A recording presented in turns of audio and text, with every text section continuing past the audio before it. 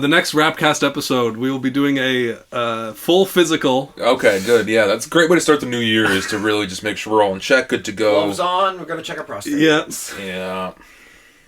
Live prostate. Review of my prostate. Could have been more, developed. Could be more fleshed out, yeah. Kind of mid overall. A little fleshed out. Yeah. Any big plans for New Year's this year? Not really. Toronto? We'll do something. It won't be that big, but we'll do something. Okay. The guys, the gals. Rapcast the fans, you are invited to 39 Liberty Avenue. Close enough. Big Rapcast extravaganza. All the fans. Tyler, you're welcome to show up. We'll fly you out. Yep. And Olivier, number one fan. For sure. Shouting you out for the first time on pod. Rick Indigo, you're welcome as well. Yeah. Joe Jazz. He's going to be zooming in. Come on down.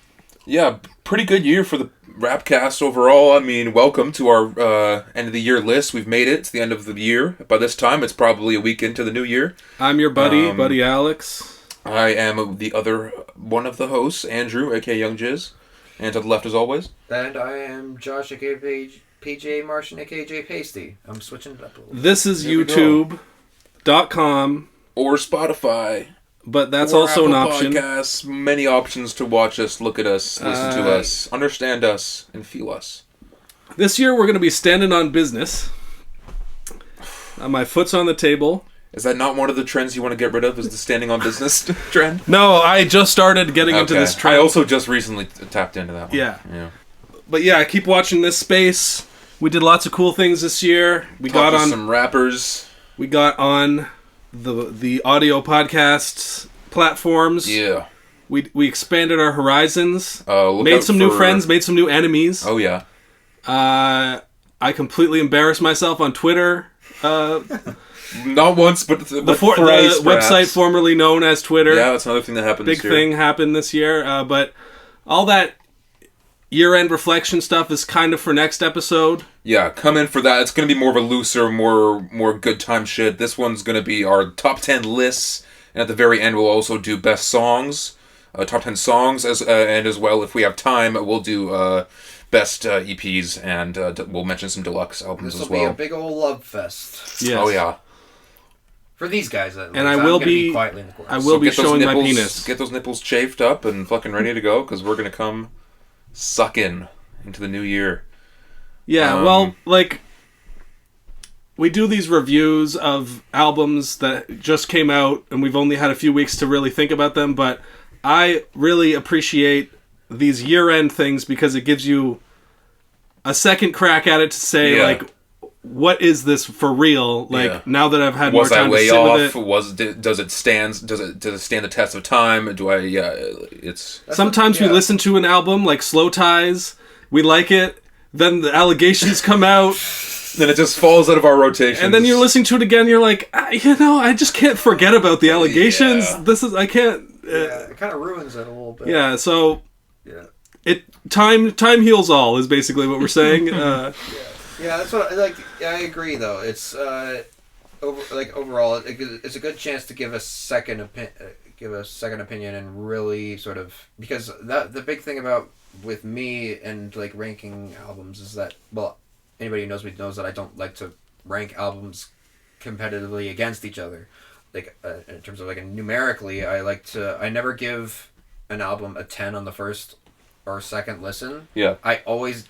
At the most I will ever give an album is a 9.5 or something like that, because the test of time is truly what it's it can be to me it can be perfect those first couple listens, but then it also could just be bias of this is new by an artist I really like, I'm loving it so far, so you're quick to give it a great score even though it might not be as good as some of it, Yeah, and then a year passes is have I actually gone back to listen to it? If it's been a year and you find you're still going back to it, then I will give it a 10.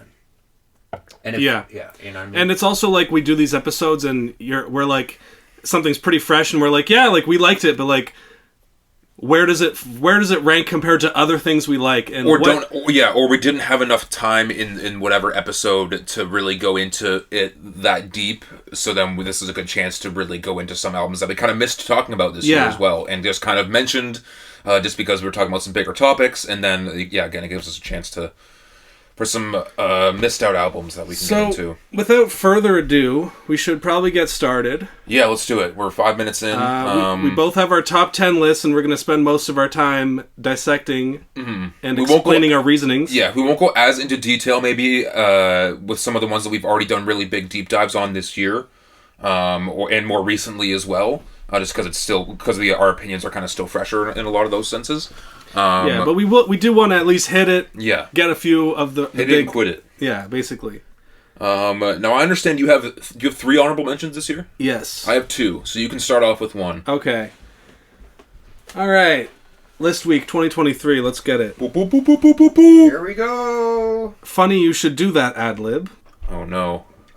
Because one of Griselda's own, Conway the Machine. Okay. Won't He Do It? Is my first honorable mention. Nice. I got into the Griselda guys a few years ago.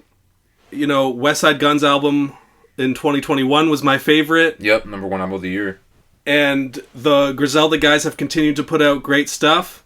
This year, I didn't get as many great albums from the guys, but they're all kind of in their own directions now. They're all still doing stuff. It's just Benny, I don't think Benny dropped much at all. But this is my favorite out of all the Griselda projects. I'd say so as well. I think that Conway, he's one of the realest guys in the whole rap game. And now that he's kind of building out his own drum work empire, and he's focusing on his own artists, he's really locked in. Yeah.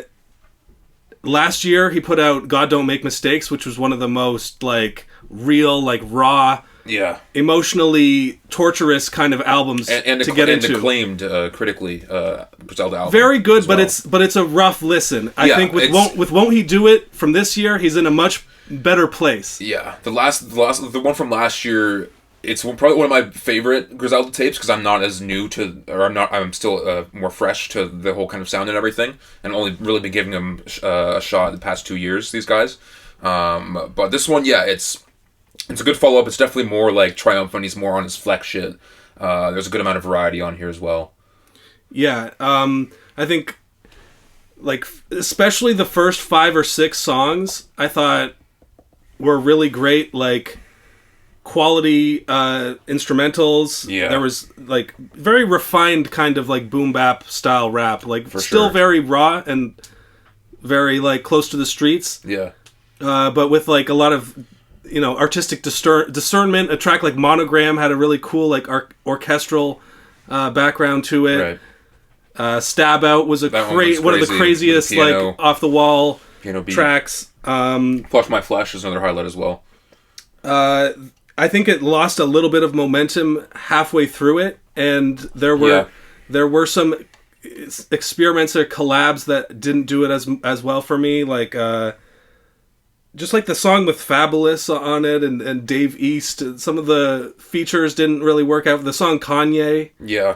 Some of those more religious kind of themed ones didn't hit me really. There's kind of a mid Juicy J song at the end. Oh yeah, the Super Bowl one that sounded pretty commercial. But I think it was for the Super Bowl that must have been happening around the same time. No, something like that. Yeah, whatever. It's okay that he did a song like that. It just didn't turn out. I remember hating on it a lot, but it's a bonus track pretty much. It's not really, it doesn't deserve the hate that I gave it when we first talked about it. But yeah, I think that his more clubby tracks didn't do it as well for me. But I think a very respectable, good project. Some of the tracks, Water to Wine, I didn't like that. Even the title track, there was some things that didn't work for me, but the celebratory mood of it overall carries it. Yeah. But yeah, not quite enough to make into my top 10. Right. Honorable. Yeah, I'd say it probably lands kind of in the middle of the pack for me this year, unfortunately. Just because it's not as like you said, like heavy hitting and vulnerable and honest as his previous one. And compared to that one, to me, it's not as good. And it doesn't, like, other than a handful of tracks that like really stand out, it didn't quite grab me. Don't go back to a whole lot from it, but it's not bad. It's solid.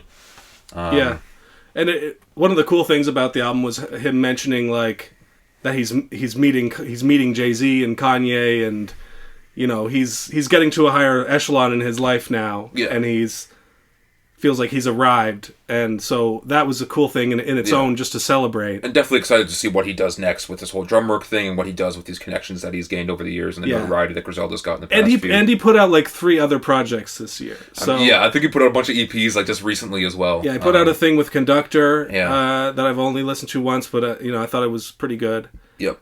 So let's just move on to the next one. Nice. I'll go with my honorable mention. I'm going with Doja Cat's Scarlet. As my honorable mention. Did this make your top list at all? Okay. Why? Okay. Doja Cat, you might be a little surprised by this, was my number 4. Okay. Wow. Yeah, I really enjoyed Doja Cat Scarlet. I think it's a great album. I just think we listened to it a bunch when we talked about it, because we did a whole deep dive episode. It was a good episode. Go watch it. If you really want our thoughts on every individual song. But it kind of fell out of rotation for me after that a little bit, and I didn't really find myself wanting to go back to it all that much. But overall, I still think, it's a really solid album. She did what she was wanting to do, to just prove to the haters and everyone and all of her online critics that she's here to rap on this one. Shows her versatility, and it's a nice change of pace for her in her career. Another kind of thing that brings it down a little bit for me was the writing wasn't like all that interesting or noteworthy for a lot of it. Not that it really needed to be, but if you're going to make like a more of a rap album, maybe have like, I don't know, like some more punchlines or some more kind of witty sex bars like some of her other female contemporaries, maybe even just to switch things up a little bit. Yeah, I mean, I think there was some of that. There was. Maybe not as much as I hoped for. Could have gone a bit further, maybe. But yeah, like this one was a big one for me because like I feel like it was kind of the top like pop rap album, even though there was a lot said about how this isn't pop, I'm going all rap on this.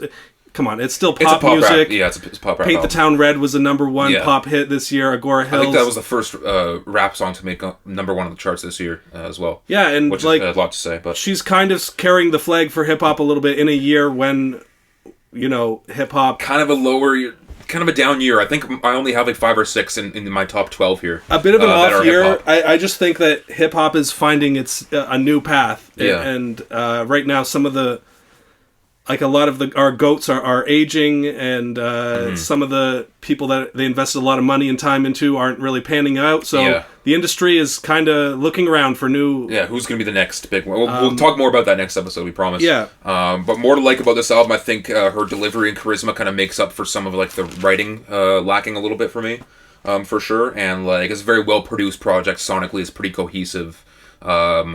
Didn't need. I think I would have liked maybe a feature or two, but it also didn't really need it. I remember you said during the episode that we did talking about this, you were like, you didn't even notice that there weren't any features. Like she carried it so well. Yeah, and I thought that like one of the things that it did well was like not just the first 5-6 songs, big energy tracks, but there's a whole second half of the album that switched up stylistically, but still sounded like pretty top notch. Yeah, there were a few kind of experiments that she tried that to me didn't quite hit as well, or just some songs that kind of felt a little bit lackluster to me, like Go Off and Gun. Didn't quite do it for me. Those would be my lowlights for this album. But plenty of other great tracks on here that I love. Paint the Town Red, obviously. Wet Vagina is a funny one. Fuck the Girls, 97. Agora Hills is one of the top songs of the year as well. And some of the lovelier ones, like towards like the back half as well, like Can't Wait and Love Life. And some good of those song, ones are good too. Honestly. Yeah.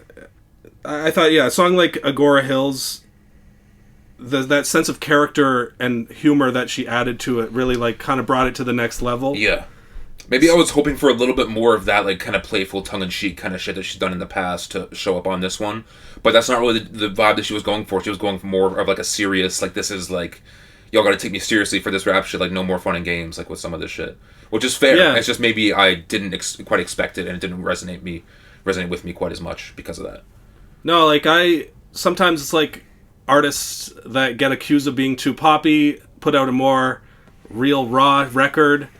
And like with the Jack Harlow album, for example, it completely failed at doing anything interesting. Missed the mark. This one, like, I thought, even though you could make your criticisms about who really cares about all this controversy in her life, and is the writing really that compelling?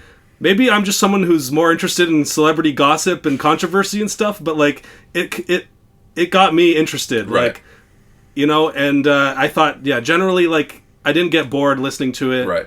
And she showed off a lot of different skills on it. So no, for sure, yeah, it showed off a lot of her versatility, and definitely excited to see where she goes from here. Because who knows what now? Maybe she will do that experimental jazz album, like she hinted at. Yeah, there were touches. Some pop stuff. There were touches of other genres thrown in there for sure. The song like that, like Often, was very different, but still sounded like it fits on this album pretty well. Yeah.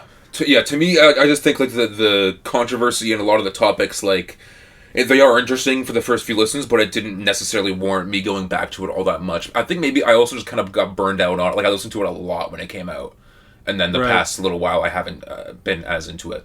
But I thought it still deserves a spot on my list here. And again, none of these are set in stone. I literally changed up like half my list like 20 minutes ago. So don't worry about it. It changes every day. I'm setting these in stone. Okay. I do not change my opinions. All right, we'll see.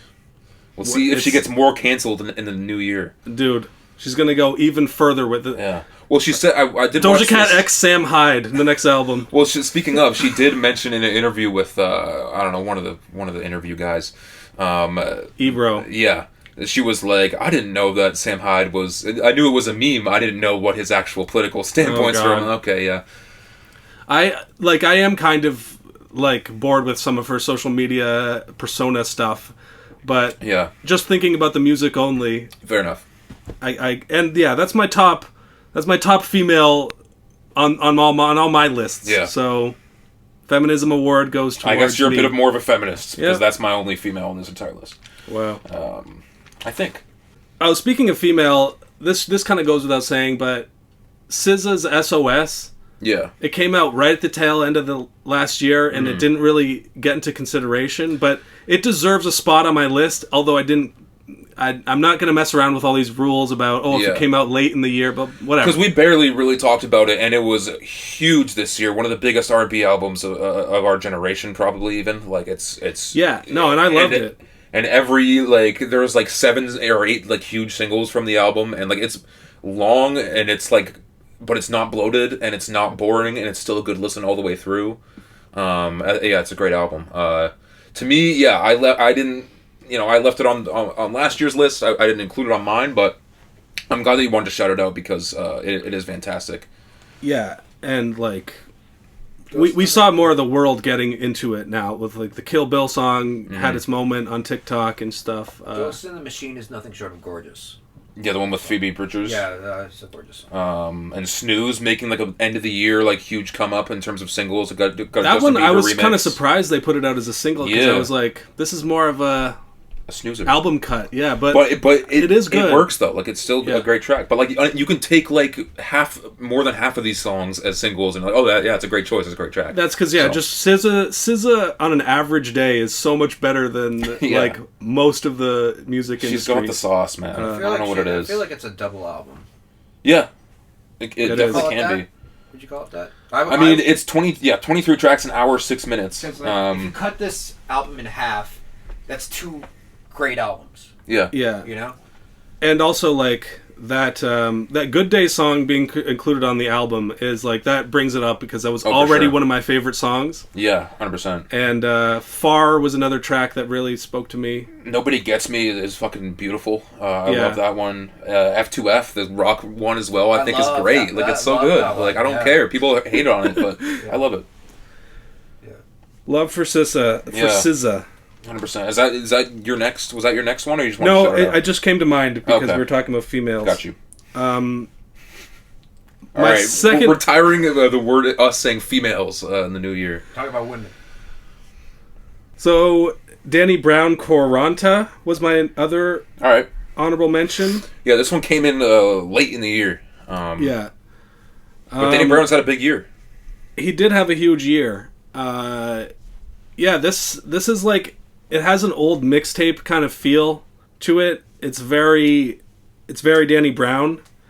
There's electronic and rock influences that they sound great. Like I think he really knocked it out of the park, but it's kind of, I'm a Danny Brown fan already for years, so I kind of know what I'm looking into. But what did you think about it? To me, it completely caught me off guard because in anticipation for this album and because, like, I've listened to Scaring the Hose as well a bunch this year, and we'll talk about that in a bit, I'm sure.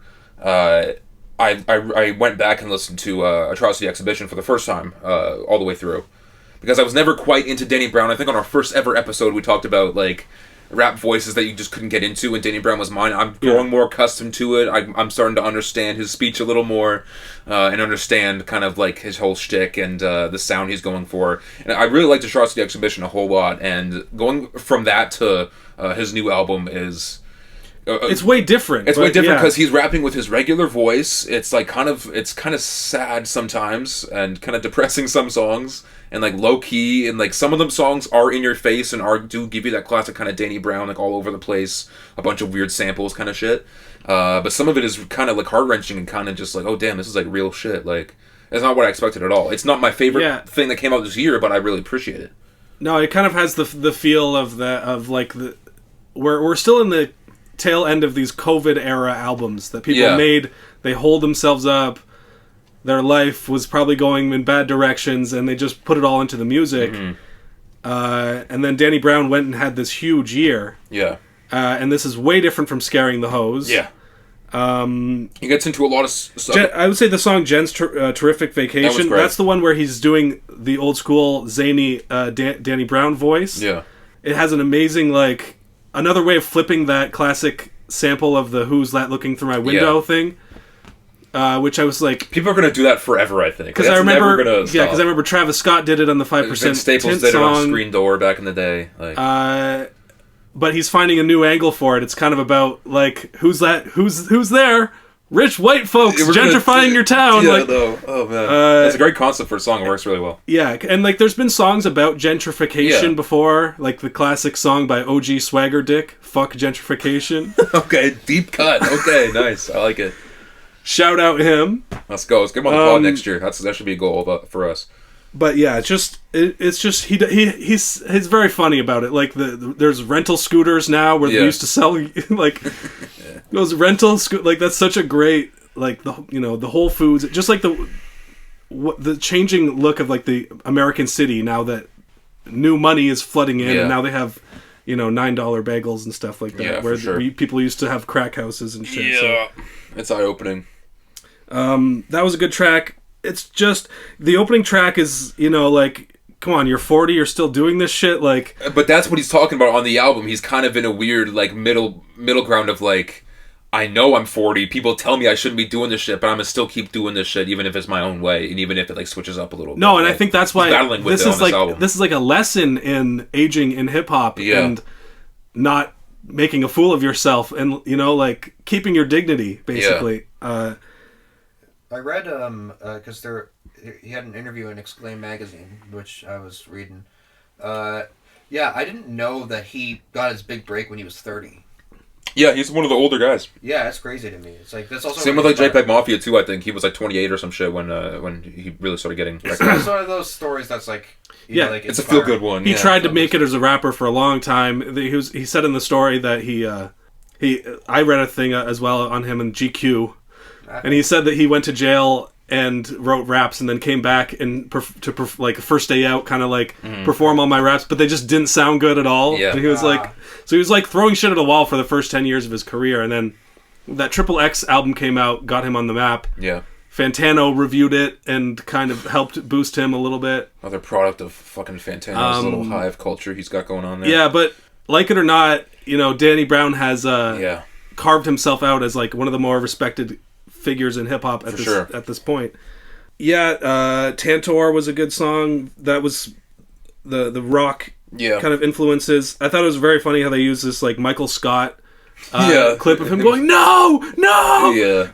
That's very internety. I would have expected that maybe more on Scaring the Hose, but they had fun with this album too. It wasn't all sad, but it had the very like raw realness that like For sure. grounded the whole thing. Yeah, I think a thing that kind of takes me away from this album a little bit is like, I don't want to be a snob about the writing shit, but like, I don't know, some lyrically, some of it is great, but some of it like doesn't quite like, when he's being more vulnerable, it doesn't quite like, I don't know, like I understand it and I get it and I respect it, but like it's not like the most bar heavy type album, you know. But again, that's probably not even his bag. Yeah, I like definitely the last end of it has more of a confessional like AA meeting kind of vibe. The song to like it. Down With It is like kind of just sad and kind of, like the chorus is kind of repetitive and just like, oh man, this is just he's going through it, bro. It's about the one that got away. You I know. It's so tragic. And yeah, the last track, Bass Jam, was great. Like just that was a about cool one.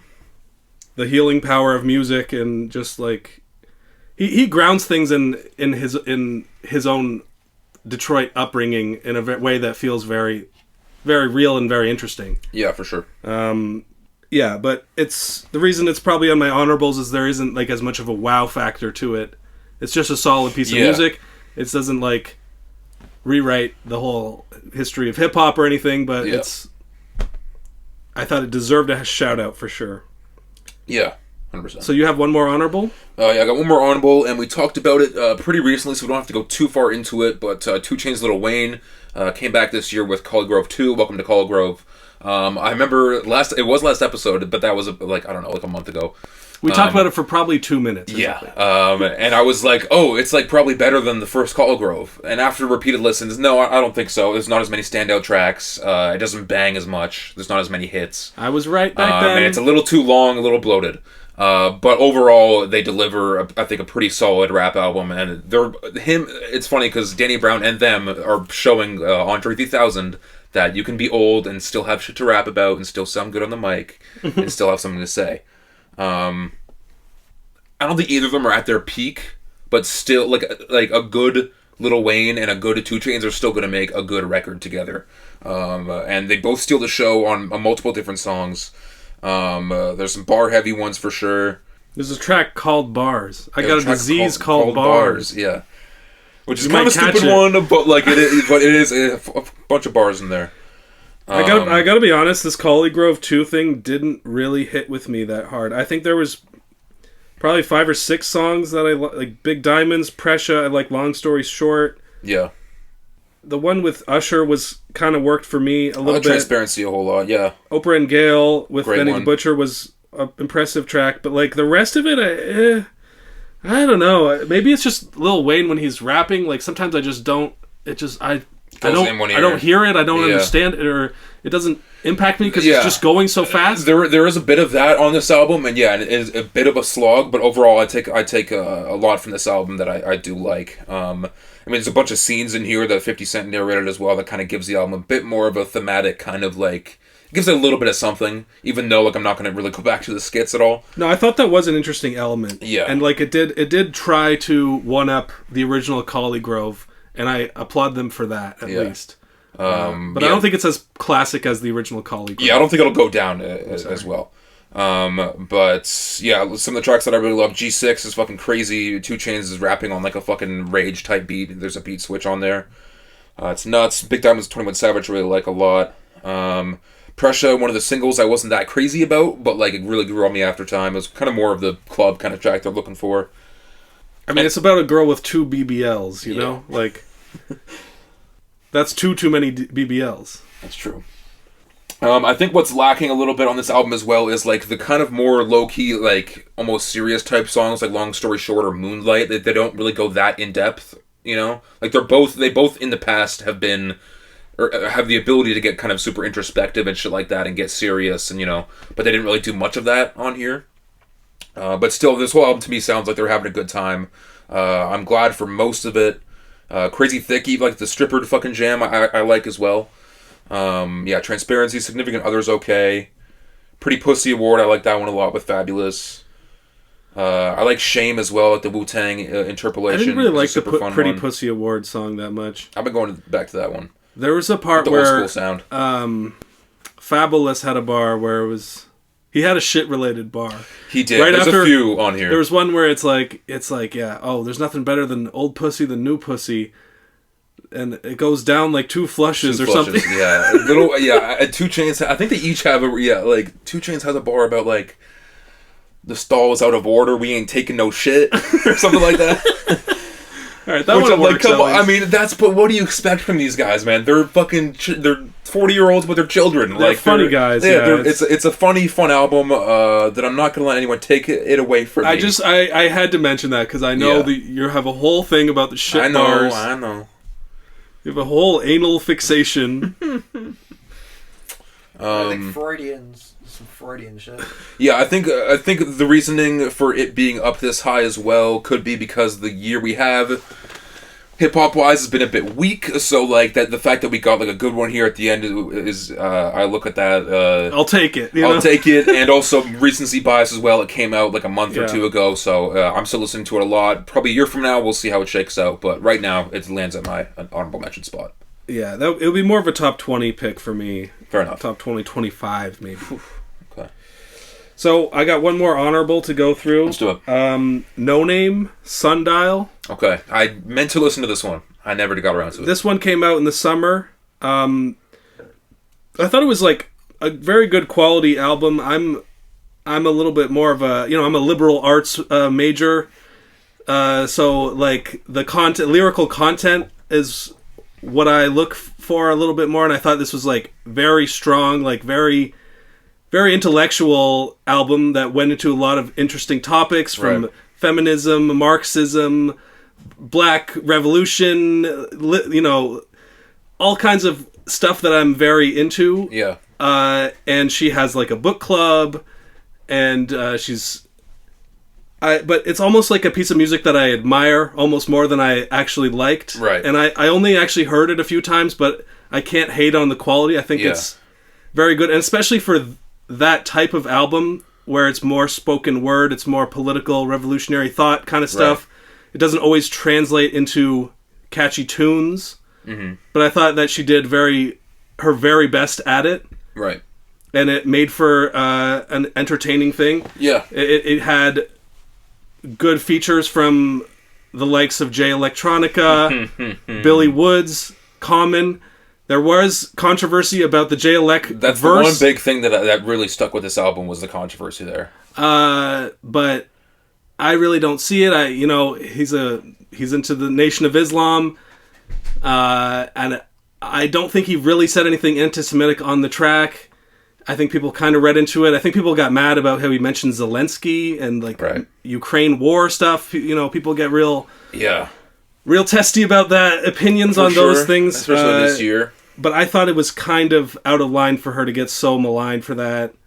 Well, it was also mainly because, not necessarily, from what I understand, it wasn't necessarily what he was saying on this track. Is that what he said on previous tracks, and that he's kind of like a known or closeted anti-Semite. So it's like, why would a person that's supposed to be like No Name, like who's supposed to be like so woke and so wise in her ways, like give a space for a person like this on her album? I think that's what a lot of people took as more of an offense than anything. No, I understand why people got upset.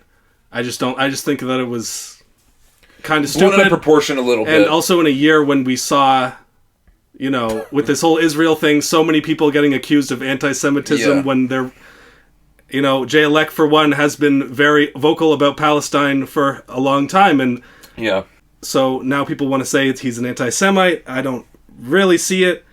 But putting that aside, I just thought that the music came together with a lot of gospel influences, jazz. She's very plugged into this Chicago scene, which kind of saw a bit of a resurgence this year.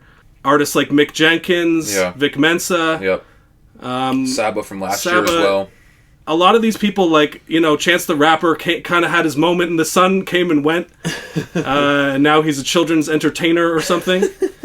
But at birthday parties near you. He was never really the nucleus of that whole scene. He was just the most famous guy. There was all these other great Chicago artists. And now it's their time to shine. He helped them get a big platform. That's where we originally heard No Name. Was with Chance's album. And I'm here for it. And I also like the fact that a female rapper got that big without relying on her sexuality or anything like that. just straight up her words in her mind and the way she put words together. I do really respect No Name for a lot that she's done, and she is a really dope rapper from all that I've heard. I've never give any of her like solo albums a chance, but there is rumors of there was this whole group, super group that was formed back in the day called Ghetto Sage with her, Saba, and Smino. That they dropped like 2 songs. There was like rumors of an album going to be coming out. This is like years ago now, before COVID. Yeah. And now like this year or like 2024, they're saying, okay, no, we're dropping this year. Like there's rumblings of something actually happening there. So I'm excited for that. In terms of this album, yeah, I think the controversy mainly just made me. I was interested in it, and then I looked at the cover art, which is interesting, and this whole controversy around it, and I was like, I'm going to stay away for now. I fully intended to go back to it at some point, but I just never got the time to. Yeah. That's all right. I forgive you. Okay, thank you. I thank you for saying that to me. You know, I don't want to make you upset. But yeah, me being the big politics boy, it was very plugged into the things that I'm into: anti-imperialism, anti-capitalism. You know, even Earl was a part of her book club for a while. Yeah, good. So she's doing good work out there, and as far as tracks, Beauty Supply was another good one that stuck with me, where it's kind of a critique of the beauty industry. Nice. So doing different stuff, but okay. I didn't listen to. I can't honestly say that I listened to it a lot. All right, respect. So that's why it's only honorable. But all right, respect it. So now we're finally ready to actually get into the top 10. Only 40 minutes in. Let's go. I'll start off with my number 10 spot. I have Kali Uchis's Red Moon and Venus. Did this one make your list? That was my number 6. Okay, so not too far off here. I think it's another really strong album from Kali that kind of shows she's a force to be reckoned with in the contemporary R&B game. She has it. She has the vocals. She has the production. The production and the sound of this is very lush. It's very sultry. It goes down really well. It's really smooth. A lot of great instrumentation. To me, what holds it back a little bit was that like she's not really pushing the genre forward in any way, and it's a bit samey kind of throughout. But like overall, you can't really say a bad thing about it. Like it's all like really good. I don't have like a not good song on here. Like I like almost all of them, except for maybe some of the interludes or whatever, little moments or something like that. But for the most part, I think it's really solid. I think when it originally came out, we were kind of like, I don't know, kind of sleepy. Yeah, a little boring or whatever. But it definitely grew on me over time. But yeah, over time, you realize how much she's like really matured and refined. Especially because I was listening to Isolation recently, and it has so much more of a DIY kind of vibe to it. That's what I really enjoy about that project as well. It sounds like it, but also like she's doing cool shit with like neo soul sound. It was a good project, but now you hear like just to how much the instrumental backing of everything she's doing has improved. Better produced, better mixed, better like sonically. Yeah, you can argue that for sure. I still think I prefer Isolation overall. Yeah, I just feel like Isolation, it was more like, all right, this is the song where I'm doing 50s doo-wop. This is the song where I'm doing, music for the movie Juno. Like that one song, Dream Girl, where it's all kind of like, alt-rocky, whatever kind of thing. Then I'm doing the Bootsy Collins song with Tyler, the Creator. Yeah, you could argue this one's more cohesive as well in terms of sonically, like its sound. I also haven't listened to Isolation all the way through in a while, so I could be way off on my take. And she dips into different genres and stuff, but it all kind of sounds like one piece of music, and it's very kind of timeless. Yeah. The style, like the storytelling aspect of it as well, the love and loss, and the Hasta Cuando was kind of the getting back at my jealous ex kind of song. Yeah. The whole cycle of relationships, like it's a good, it has a little bit of everything in terms of that stuff. Yeah, I mean, I Wish You Roses was like one of the best R&B jams. Incredible. Moonlight as well.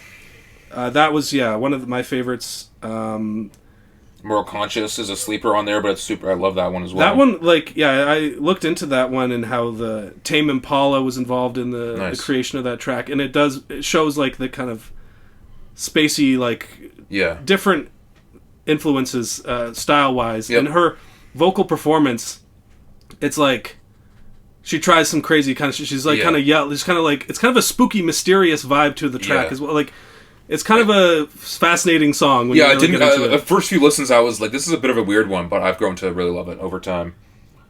Yeah, and I also think that, like, when we're talking about the year and music trends and stuff, like, the shoehorned in Latin feature on a rap album thing started to get really, like, you know, with Bad Bunny and like with the Drake and Travis Scott, like, both having pretty bad Latin. Here's my one song to capitalize on getting all the Latin American streams. Like, I thought that this was a great example of, like, super good quality Latin music that doesn't, like... Yeah, she dips into it as well. It's not like Sin Miedo was like mostly Latin. And by the time this episode was out, Kelly is dropping an album in January. It might be out now. It's going to be all like Spanish as well. Yeah. So we'll definitely listen to that and talk about it. Probably not as in depth, obviously, but no, but it's just forward to it. Like, I think when these trends happen and like it can sometimes like not very good stuff like this. These Bad Bunny tracks get out there, and now everyone has to pretend that this is like the best music ever in the world, and you're racist against Latins if you don't. Yeah. But to prove that I'm not racist, I put this on my list. No, but no, I think it really deserves a shout out. No, for sure. And I think like a lot of the best stuff this year came out in those first couple months. There was some great stuff. But it was hard to process it all at the time. But now that we've had the year to think about it, for sure. I didn't love the Don Toliver song on it. I still really like that one a whole lot. It's a nice, like, kind of dancey, like, it's a nice change of pace. Like, I think it's super catchy. Yeah, I don't know. The features in general didn't do it as well. I really wanted the Summer Walker track. I really wanted to like the didn't- Summer Walker one as well, but it just didn't quite do it for me. And Omar Apollo's part was okay, but it was really short. I liked that one. But I like the song a lot. Overall, very good. Yeah. All So right. that's my number 10. So that's your number 10. My number 10 might be on your list too. I wonder. 100 Gex. Okay. 1,000 Gex album. This was on my short list of like I'm gonna listen to it again and see if it makes it. It didn't, but the album has a lot of high moments. A lot of songs I don't go back to all that much. Maybe just because it's a little too weird, a little too wacky. Not quite for me. But there's some great stuff on here. I'm actually surprised it did make your list. It was out of left field for sure. I didn't listen to 100 Gex's previous album. Yeah. I thought that kind of fell more into this like, oh, it's so bad, it's good kind of internet music category. Mm-hmm. I didn't know if it should really be considered like by real music reviewers, right? Or this is just kind of some internet trend thing. Yeah. I wasn't sure, but this one, it's a lot more of like a rock album, or has its basis in rock, ska, like some reggaeton shit, some weird like glitchy industrial kind of like grunge shit, like and like I looked into this crazy genre called hyper pop that much has been written about, and that they are known as hyper pop, but I don't know if this really is hyper pop. But I wouldn't say so. It says alternative on Apple Music. I just think that's probably correct. Whatever this meld of genres is, it should be studied, because like they're doing some crazy shit.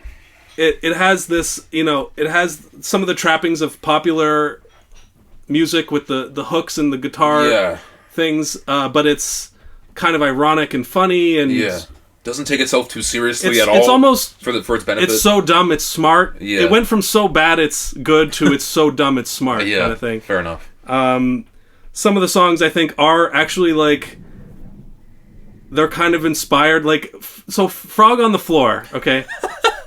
Okay, let's get into it. I know Frog on the Floor, like God. Everyone hears it, they think this song is just about a frog on the floor. Like, but I think like it's about like a kind of socially maladapted person that's a part of the group. Yeah. But like doesn't fit in. Doesn't really fit. But like we let him do his thing. But we still love him kind of vibe. And it's like that's so true. That's so like all my friends, everyone I've ever met, like, y'all are frogs on your own floors in a way. But I think like having a song like that like somebody can intellectually read all this meaning into it that's probably not there is a feat in its own way. Yeah, I remember that song because they played that when I played that gig at opening for Leilani and Kid Koala. You guys were driving back to drop off Kid Sid and all those guys. you guys are playing that song, and I had to record that moment. And I still have it on my phone. Maybe we'll put it in the episode. I'm just like sitting here like in like the. Run on the floor, where he come from, nobody knows where he'll go. This shit got me crying, man. The journey, man. It's all about the journey. The passenger seat.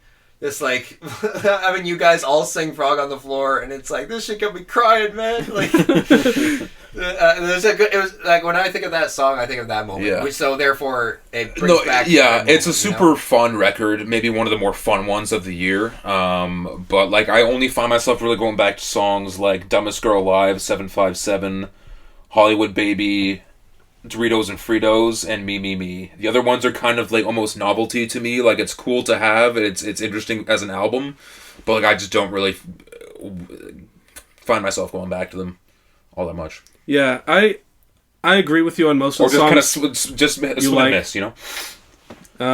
I did like the song "Most Wanted Person in the U.S." Unlike you. Yeah, no, I'm still not that big a fan of it. It's like kind of I don't know. There's also a funny clip where one of the guys from Fox News played that song at the beginning and was like, "Yo, you guys have to check out 100 Gex." Crazy. That Death Grips, like he was like, oh man, he's like this old white how guy. How to Spot a Redditor, and we're just like, damn. You realize like she's trans, like you know you're Fox News, like the anti-trans network, and you're like you know they didn't realize the joke was on them there, which is always a fun moment. But putting that aside, yeah, like. Me Me Me, I think, was another song that is, like, deeper than it kind of seems. Like, it's kind of about just not fitting in and, like, these kind of adolescent... Yeah, doing your own thing. Ideas. Just, like, being happy with who you are. There were, I have to mention there's, like, moments in the song Billy Knows Jamie where it goes all noise rock at the end where I just can't tolerate noise rock or whatever. I don't like it. But I did like the part where they're rapping on it in sort of a Limp Bizkit style. Yeah, for sure. It was just a lot of fun, and I'm excited to see where it goes from here. Okay, nice. Yeah, I didn't expect it, but not mad at it at all. It's definitely top, I'd say top 20 for me, 25 maybe. It's up there. Okay, cool. Okay. 100 geeks, more like. Dude. My sexual you history. You alone in a room with 100 geeks. What do you do? How long does it take for you to pull out your penis? There's just 100 more of them. Number 9 for me, it's one that we didn't give too much of a chance. Well, we talked about it very briefly a few episodes ago. I have Wiki and Mike and the Alchemist, Faith is a Rock, at number 9 for me. Did it make your list at the end of the year or no? No, it didn't. It didn't stick with me, but it would definitely be a top 20. But... Yeah, super dense, lyrically heavy, like... topical rap project with like really good production from Alchemist. Like Alchemist, again, killed it this year. He's been on a run for years now, and I think the production on this one is up there for me. I love it a whole lot. And Mike and Wiki, it should have been called Wyke almost. You can argue. They have great chemistry. Wyke Lives Matter. Make that a t-shirt. That's pretty sure that already is. Yeah. I think they have great chemistry. They're kind of both kind of weirdo voices, kind of lend themselves to each other in a weird way. Like it makes for really cool back and forth that they have on here as well.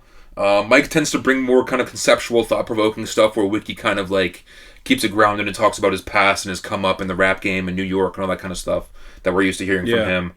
A lot of interesting topics touched on throughout the album, like the state of the rap game, both their come-ups, kind of corrupt government and policing in their area as well.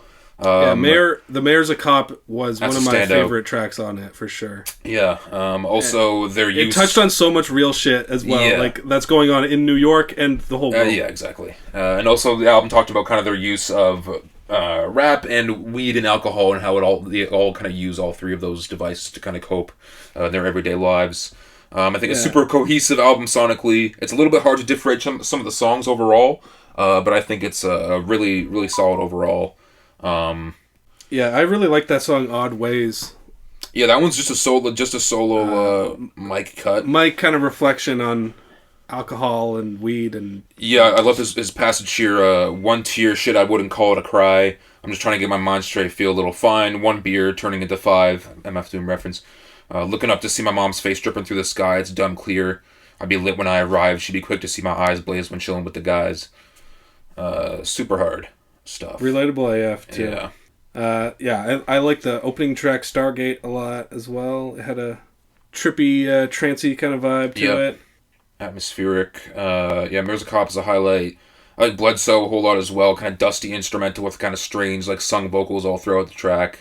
Wiki talks about the criticisms and his struggles in the rap game. He talks about, like, I'm the biggest critic. Of course, I'm cynical. How you was sinning if you never did it. The symptoms of cynicism right when I was in the rhythm. Tried to kick it. I tried to listen to it. It just fucked with my intentions. So him talking about, like, fuck the critics, fuck what everyone's saying. Like, because he kind of had a weird, like... He was popping a little bit, like, earlier in, like, the 2013s, like, if you're reading this, not if you're reading this, fucking, I don't like shit, I don't go outside, kind of era.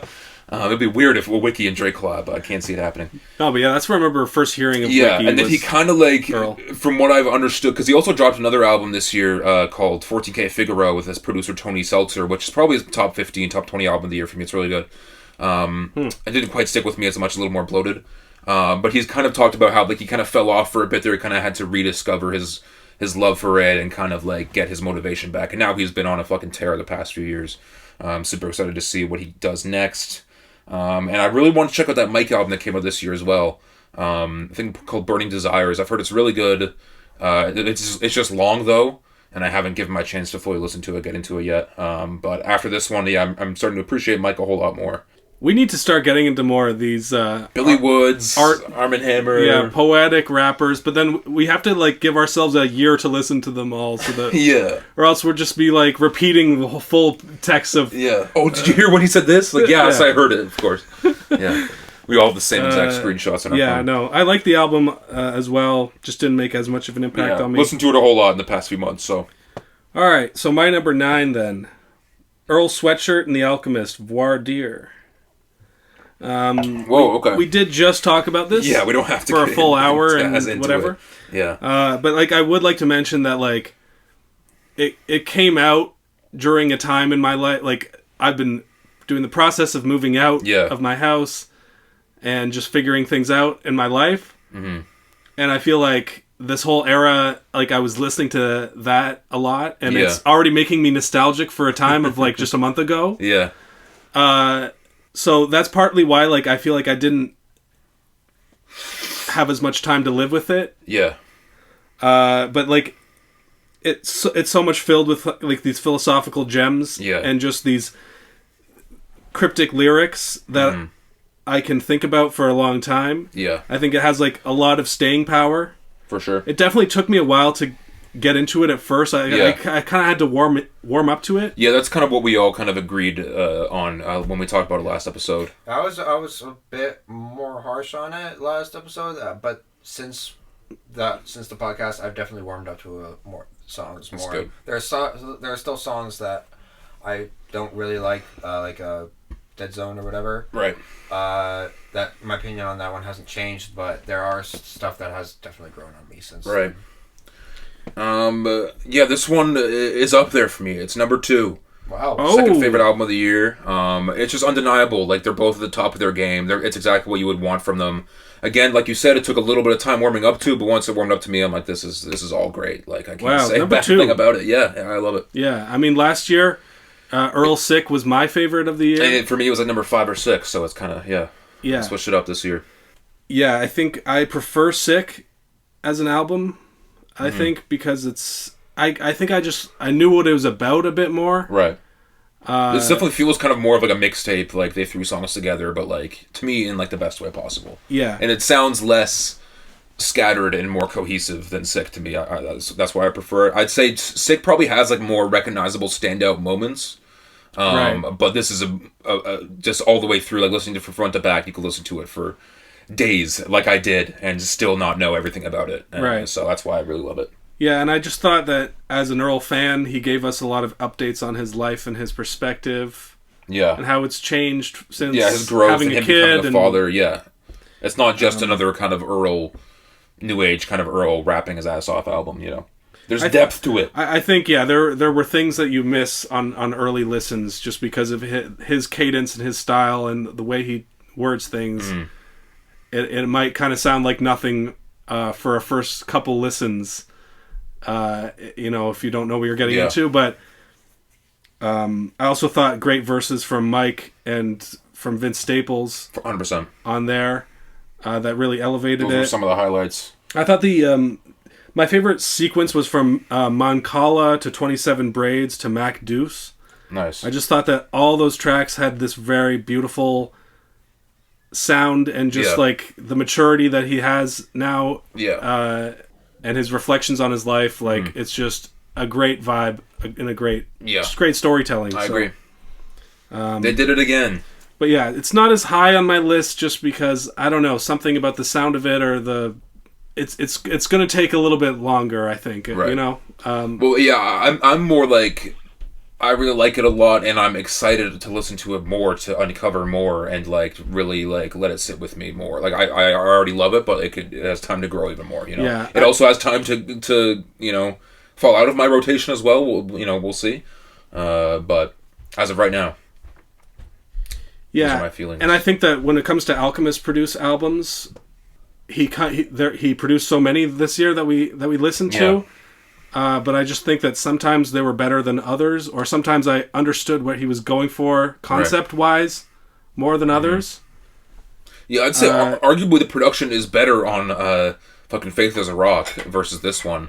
It's just that I love Earl so much and like they work so well together that it just like outweighs it for me. Yeah. No, I agree. Rap is cool. Well, I'm glad we agree on something. Okay, not a rap album, not a R&B album, not a experimental alternative album. It's just a straight up rock album, Foo Fighters. But here we are. Makes my number 8 list. Didn't expect it because for the past 10 years, Foo Fighters have been putting out shit music. Generally, it's getting worse and worse. It seems like ever since Wasting Light. This one, when you told me that Foo Fighters made it onto your list, I was a little bit like, wait a second, they put out I didn't know they put an album out this year. But then I did remember that the thing about the drummer Taylor Hawkins tragically passing away. Yeah. And so I'm led to believe that this is sort of a dealing with that issue album. 100%. I didn't expect it because he's been Taylor Hawkins was such an integral part of Foo Fighters that also if you want to skip this part, there's timestamps in the description. Talking about Foo Fighters. Rapcast. Yeah, he was so integral part of their band for so long. I'm like, okay, they might be done. Like, especially because their last few records have not been critically acclaimed whatsoever. Like, it might just be over for them. But they came back really, really well. I think it might be my favorite album of theirs. And it's just a shame that it took Taylor Hawkins and also the passing of Dave Grohl's mother a few months later last year to really fuel them. And it makes the album like double-sided in a way of like, this is like, there's some stuff that's like seems like it's about Taylor, some stuff that's about the mom kind of thing. Like the whole album is like dealing with grief. Like it goes through all the stages in certain songs, like denial and like acceptance and all that, and eventually get to acceptance at the very end. But there's some really beautiful moments on here, and also just some really good fucking rock riffs and choruses and bangers to me. Yeah, I listened to it, and yeah, I agree that I liked it. At first, I was kind of like, this is just a Foo Fighters album. Like, this is just like, this sounds like the Foo Fighters to me, but there were definitely some more moments from like that I didn't expect, like on the second half, like getting into different pockets musically, like there's the song "Show Me Now" with is like more of like it's kind of a dual. It's a song with Dave Grohl's daughter, I think, who's also doing some of the backing vocals as well. Right, that provides for a different one. And there's like a 10-minute opus called "The Teacher" as well that has multiple different parts on it. And yeah, some parts like some of it is still a little bit sounds like kind of watered down and bland Foo Fighters that kind of have been what we've been hearing more recently. And I don't love everything about it, but the highs here are super high to me. Rescued Under You is fantastic. The Glass is great. But Here We Are, Beyond Me. This closing track Rest is great. Yeah, it starts off with a bang, like kind of like a more of aggression kind of thing, like in some denial lyricism as well, and then it ends with being like, you can rest now, it's okay, like you're good, like we've accepted this kind of thing, and yeah, like the writing is super solid all around, and again, it's just a shame that this is what it took. Yeah. To So get Dave a good Foo Fighters Grohl record, did man. the drumming and No, it's a new guy. I think it's the drummer from Offspring. Turns out. Huh. So yeah, but they're touring and stuff now. They're back at it. They're Yeah. trudging through. So there are a lot of rock bands still going at it despite rock being the somewhat Rolling Stones are still touring, Over. bro. some really good, some really bad. Yeah. I listened to this new Blink 182 album this Oh year. man, I I liked one or two songs off it, but I didn't listen to the whole thing. think it's more of a testament to not selling out.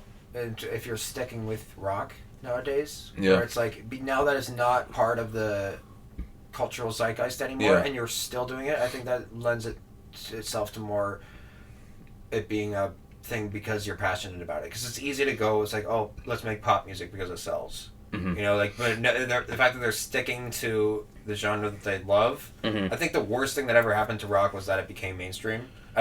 That probably the most hipster thing on the planet. I mean, no, you can argue that. It's Like, true, though. Yeah. But because, Same thing with hip hop. yeah. Yeah. And every other genre of Yeah. music. because as soon as it gets any sort of like cultural, attention or whatever, there tends to be suits that I go, there's money in this, and if there isn't as much money, and it's like, and if the suits and the vultures have moved on to other things, then it's like, okay, and then it's like it lends itself to bands being like, okay, now we can make the music that we really want to, Yeah. because there's but there's also a matter of like finances too. Like if the money's not there, you're not going to be able to do Yeah. a lot of stuff. So it's a double-edged sword. Yeah, Really. but if Foo Fighters have been around for so long, they have infinite money. I think they just probably do it because they still love it and they still have reason to. I think it's just this album helps a whole lot more because like they have something to write about finally, almost of like it's or just more interesting. It's more captivating. Unfortunately, because of the circumstances. But it created better music to me, and I have gone back to a whole lot. This So year. was that your top rock of the year? Yeah, I didn't listen to too much other rock shit though. I listened to Glorious Sons. That was pretty good. That might be it. Yeah. Yeah, I don't know. Pop didn't drop this year. I do think it's fun to review rock albums sometimes, but it's harder to it's kind of harder than rap in some ways because it's not less about the lyrics. It's Yeah, more it's about the sound. yeah. How am I supposed to describe this one passage in this one song? I don't know how to like. Yeah, other I than like just when being the like, "This guitar is goes sick." blah-blah-blah-blah. Yeah, I know exactly. Well, let me got some stuff to say about my top 5. Yeah, All right, so that was my number 8. back to rap. Yeah, let's do it. Travis Scott, Utopia, my number 8. Okay, didn't quite make it in mine. I'd say it's a top 15. It was on my short list. Okay. I think it's an album that has its flaws, but overall, it's like the biggest like spectacle album of the year. Yeah, probably. Star-studded experience from beginning to end. It's kind of like the Marvel movie of the rap industry, In a way, where yeah, it it's gets like all these people together. it's big. It got it's, Some of it doesn't work. Some of it's good. but it's grand and entertaining, and it's on a huge scale. I think some of the songs do like really work with me. Right. I kind of compare it to like when comparing it to Astroworld. Like Astroworld is like the Dark Knight. This is kind of like the Dark Knight Rises, which was like a good movie as well and had its moments, but it doesn't have the iconic right. moments as well. Like it is a sequel. It Doesn't have a sicko mode, Yeah, it doesn't quite live up to its expectations. But I thought he did deliver overall, like party music, but it was elevated artistically. Yeah, and I think if you're a Travis Scott fan, you're getting what you wanted, which is probably more important than anything. Yeah. He's making hype songs, some introspective stuff, some weird stuff, some psychedelic stuff. Like, it's enough to keep... Again, it's enough to entertain you and keep you interested. It's just, to me, like, there's too many lows on here to really make it on in my list overall. But I what I do really like. A lot of diverse sounds, interesting atmosphere. But, I still think kind of, like, the lack of personality at this point in the career is, like, okay, like...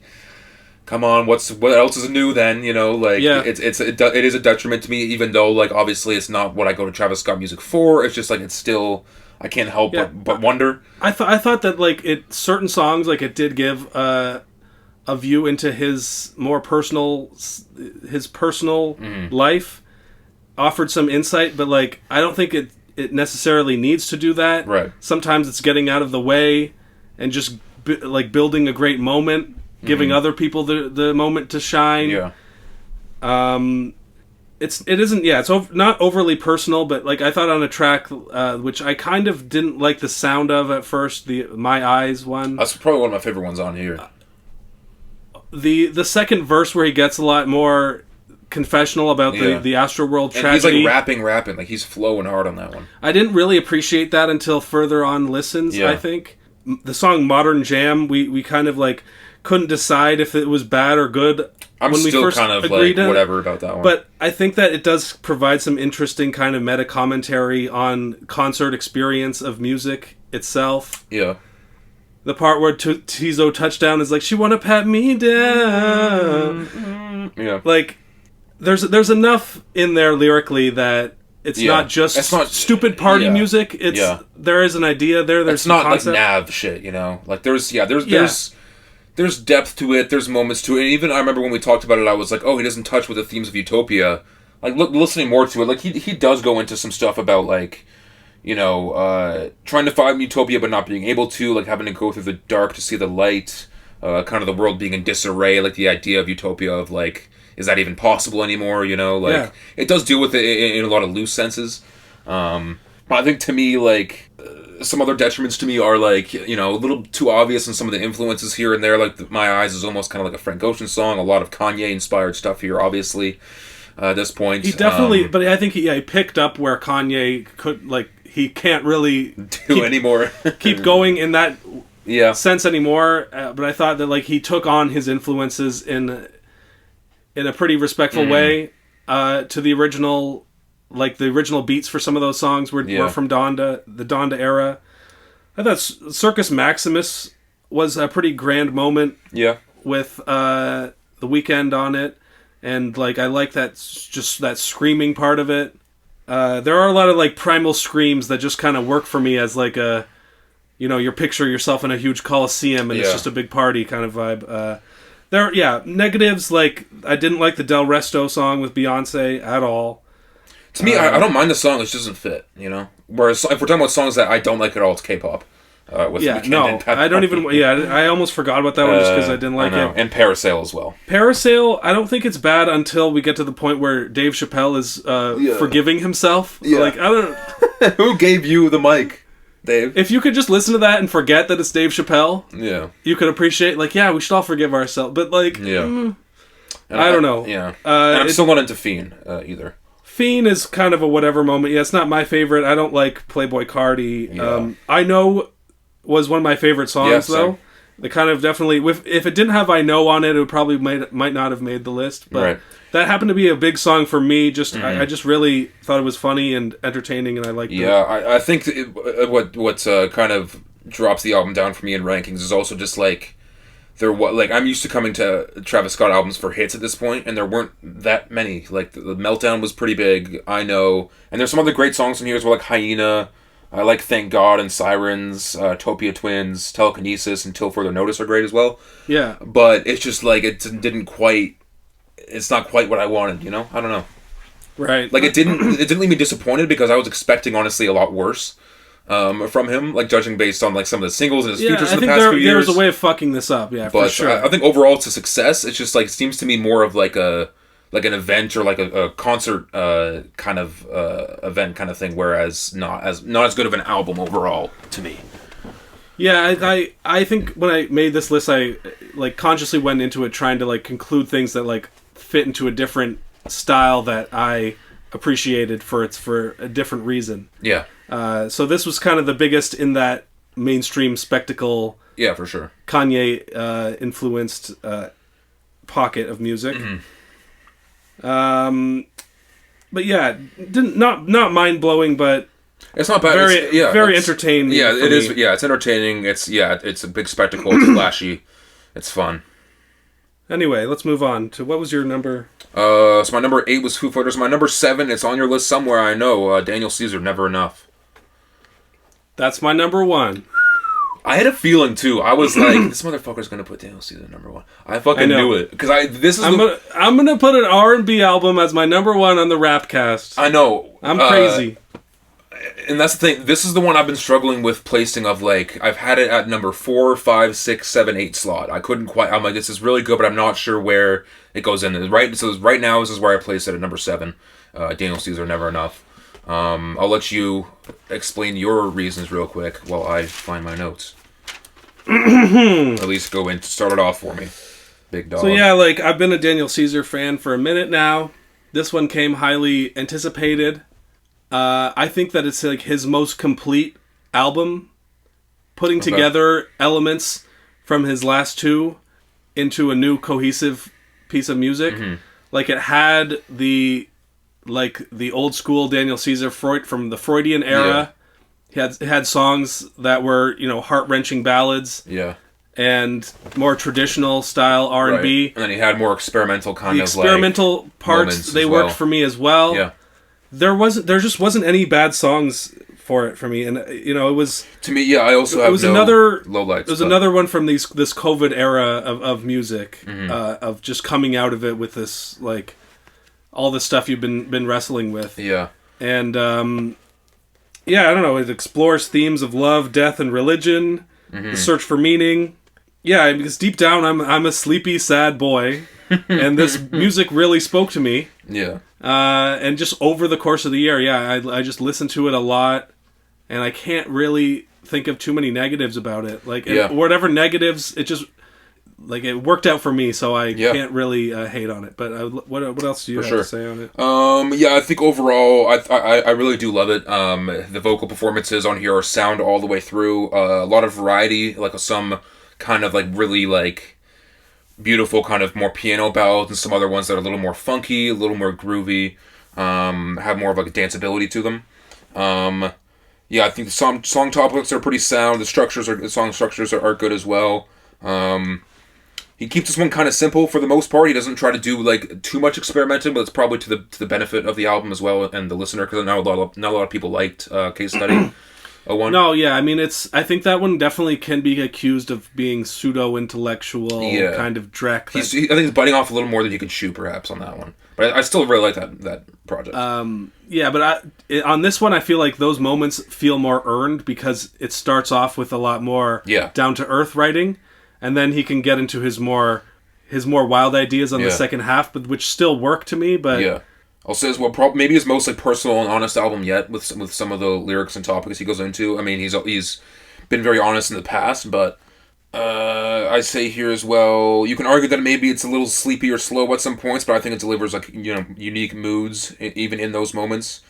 You can say that maybe some of it is a little bit tad derivative of some of his other contemporaries, but like I'm not gonna argue that really. I don't fucking care. Like it's still it's so good to me. That's my one thing is like you could accuse it of being background-y. Right. I gained more of an appreciation for background-y type music this year because it was just, I don't know, I just felt it more. You're getting old, man. Yeah, maybe that's what it is. I've said this before, but who cares if something is derivative of something else? Like, who cares? As long as you like it, it doesn't matter if it's not completely original, you know?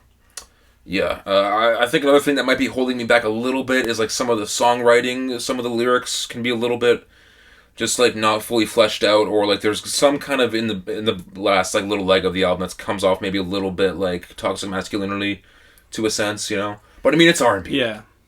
So what are you gonna do? You gotta be a little toxic, or else what's the music? What is it about? Yeah. And like I read more into like Daniel Caesar's whole controversy he got because he defended some influencer named Yes Jules, who's like his friend, and she did something racist or something, and he went on a rant defending her, and then I think he was like drunk at the time. But he walked back all his comments, and like part of this album was him dealing with those topics a little bit. Yeah, and a lot of self-reflection, kind of like trying to find yourself. I've also read this album like.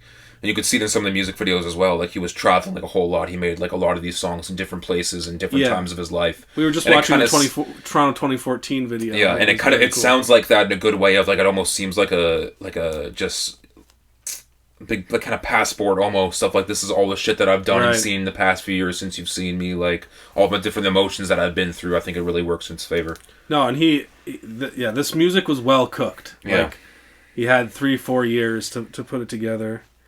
The instrumental backing was very honed and varied across the whole album. Yeah, those initial tracks have like a different vibe to the rest of it. The Ocho Rios and the Valentina, like it's like a story that starts off like you're in kind of a different vista, and then you end up. It takes you places basically. Yeah, for sure. Do You Like Me was a good kind of springtime summery vibe to it. Always Beautiful. devastating ballad. Toronto 2014 we mentioned before, but it's one of my favorite songs of the year. Yeah. Easily. Super nostalgic. Like we said on the last one, Shot My Baby is kind of the answer to Kill Bill, the male answer to Kill Bill. Great kind of rock moment, revenge fantasy vibe to it. Yeah, I think to me, like it starts off really well and it goes on really well for a while. Just to me, like after around the time of like homosexual Vince Van Gogh Superpowers Unstoppable, I'm just kind of like, I don't know, I'm not done with it, but like I'm just a little bit tired of the sound a little bit, or like it doesn't quite, those songs like don't quite grab me as much. Yeah. I would say that the song Pain is Inevitable is like one of the more Case Study 01 vibes, because it's, it's like he's on the psilocybin trip and it's philosophical topics and stuff. But I think overall mixing those psychological topics with a traditional love story, it's a hard thing to actually get it right. Yeah, and it makes it more interesting too. It's not just talking about love and relationships the whole time. Like it's like he takes a lot of influences from a lot of different places and makes it his own. Yeah. All right. So that's my number one. All right, got it out of the way. Okay. All right. So I'm gonna hit up my number 7 now. Okay. Hosier, Unreal Unearth. Okay.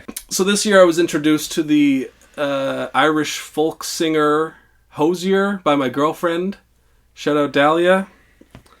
We went to a show together. That was a big part of it. And it was kind of a last minute thing. But I had gotten into his. He put out a track, "Eat Your Young," and a track, "All Things End," in the lead up to the album that I was pretty hyped on. Though I liked those two tracks a lot. And then seeing them play it at the show and the crowd reaction, he also debuted a song on the album called "Butchered Tongue," which really hit my pleasure points because it was, and he explained before about how it's about the past of colonialism in Ireland, and how like these people that have been wiped out, and there's all across the world there are places around the world that they have a name but no one knows what the name means anymore because everyone got slaughtered by some horrific government. So that one, it was really cool to see him debut that song. Nice. And I kind of carried into the rest of the year excited for this new album, and it came out, and I enjoyed it a lot. Did you give it a listen? I did give it a listen, because you told me that it was going to be on your list, and I also kind of, in a weird way, saw Jose this year live as well, because right when I moved in to my new place, it's close to Budweiser Stadium in Toronto, and he was playing there, and it was like a nice weather out. Me and my girlfriend, let's just like go and sit near it and just hear it from the distance. And we did, and it was nice. It was good. He sounds like a really good performer. Yeah, I think I listened to it once. I didn't make any notes, really. I was walking the dog at the same time. And I think it's really good. It's very solid. It's moody. It's kind of sad at times. I don't know if I'm going to be going back to some of those, because I'm like, fuck, man. There's like a lot of happy moments. But there are more kind of like triumphant moments as well. The songs that stuck out to me, I'll say DeSelby Part 2, with some of the more like hard rock influences there. I liked. That was a fun one. Eat Your Young I liked as well.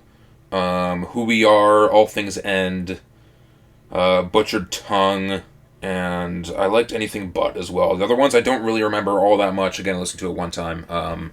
But for what it is, like a folk kind of indie rock album, I think it's good. It's solid. It's not a genre that I keep that into, but it did go past my desk, and I had to read it. Yeah. You just approved stamp on it?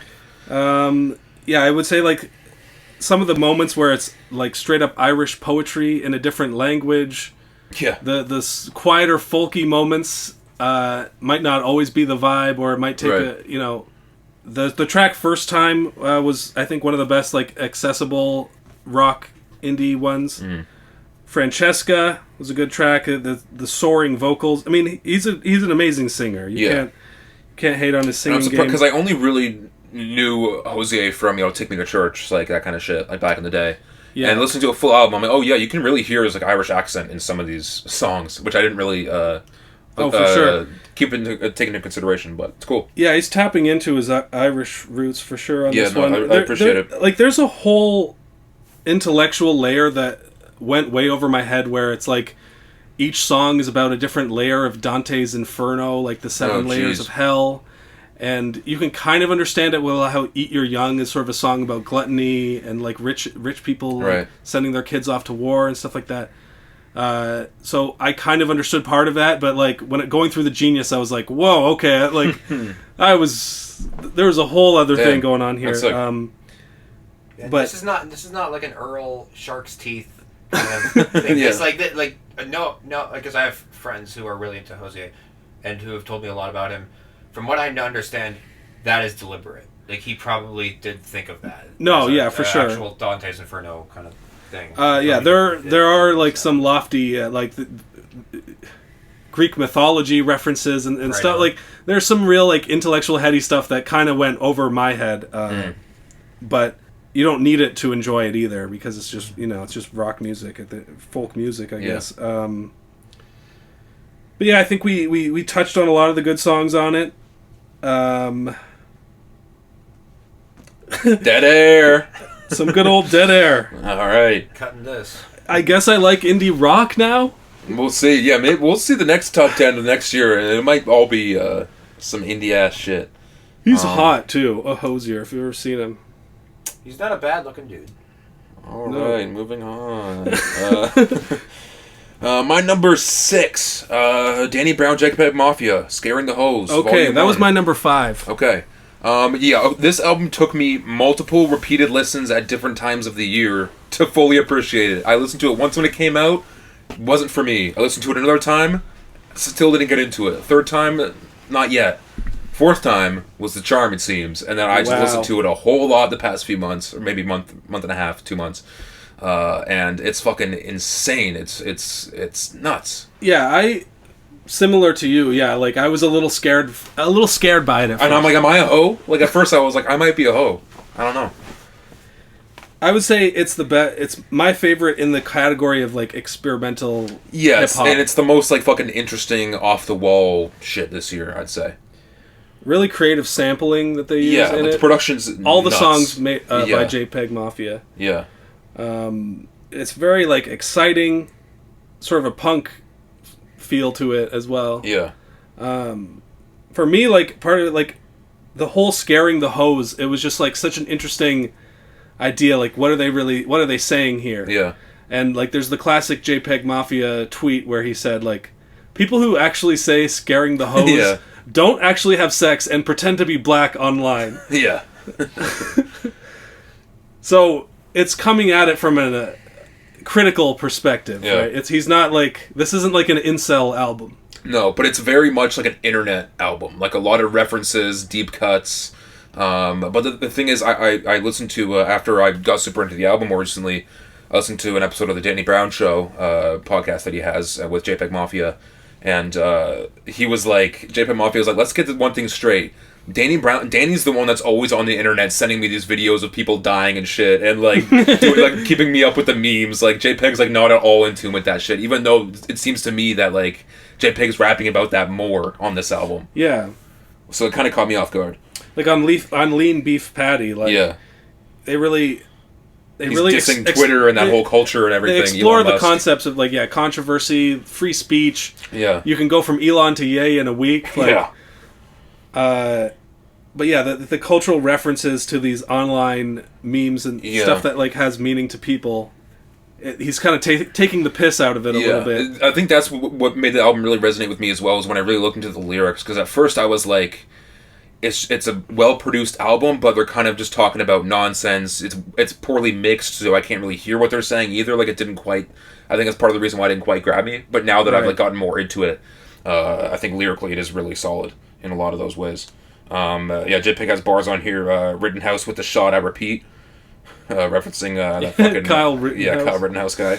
Oh, God. He's had quite the year. And then JPEG also mentions these people be texting with kids, it doesn't get stranger than this. That's some ho shit. Shot at Drake. Stranger than this, Stranger Things. I think they've had some beef in the past, or he's kind of one-sided beef.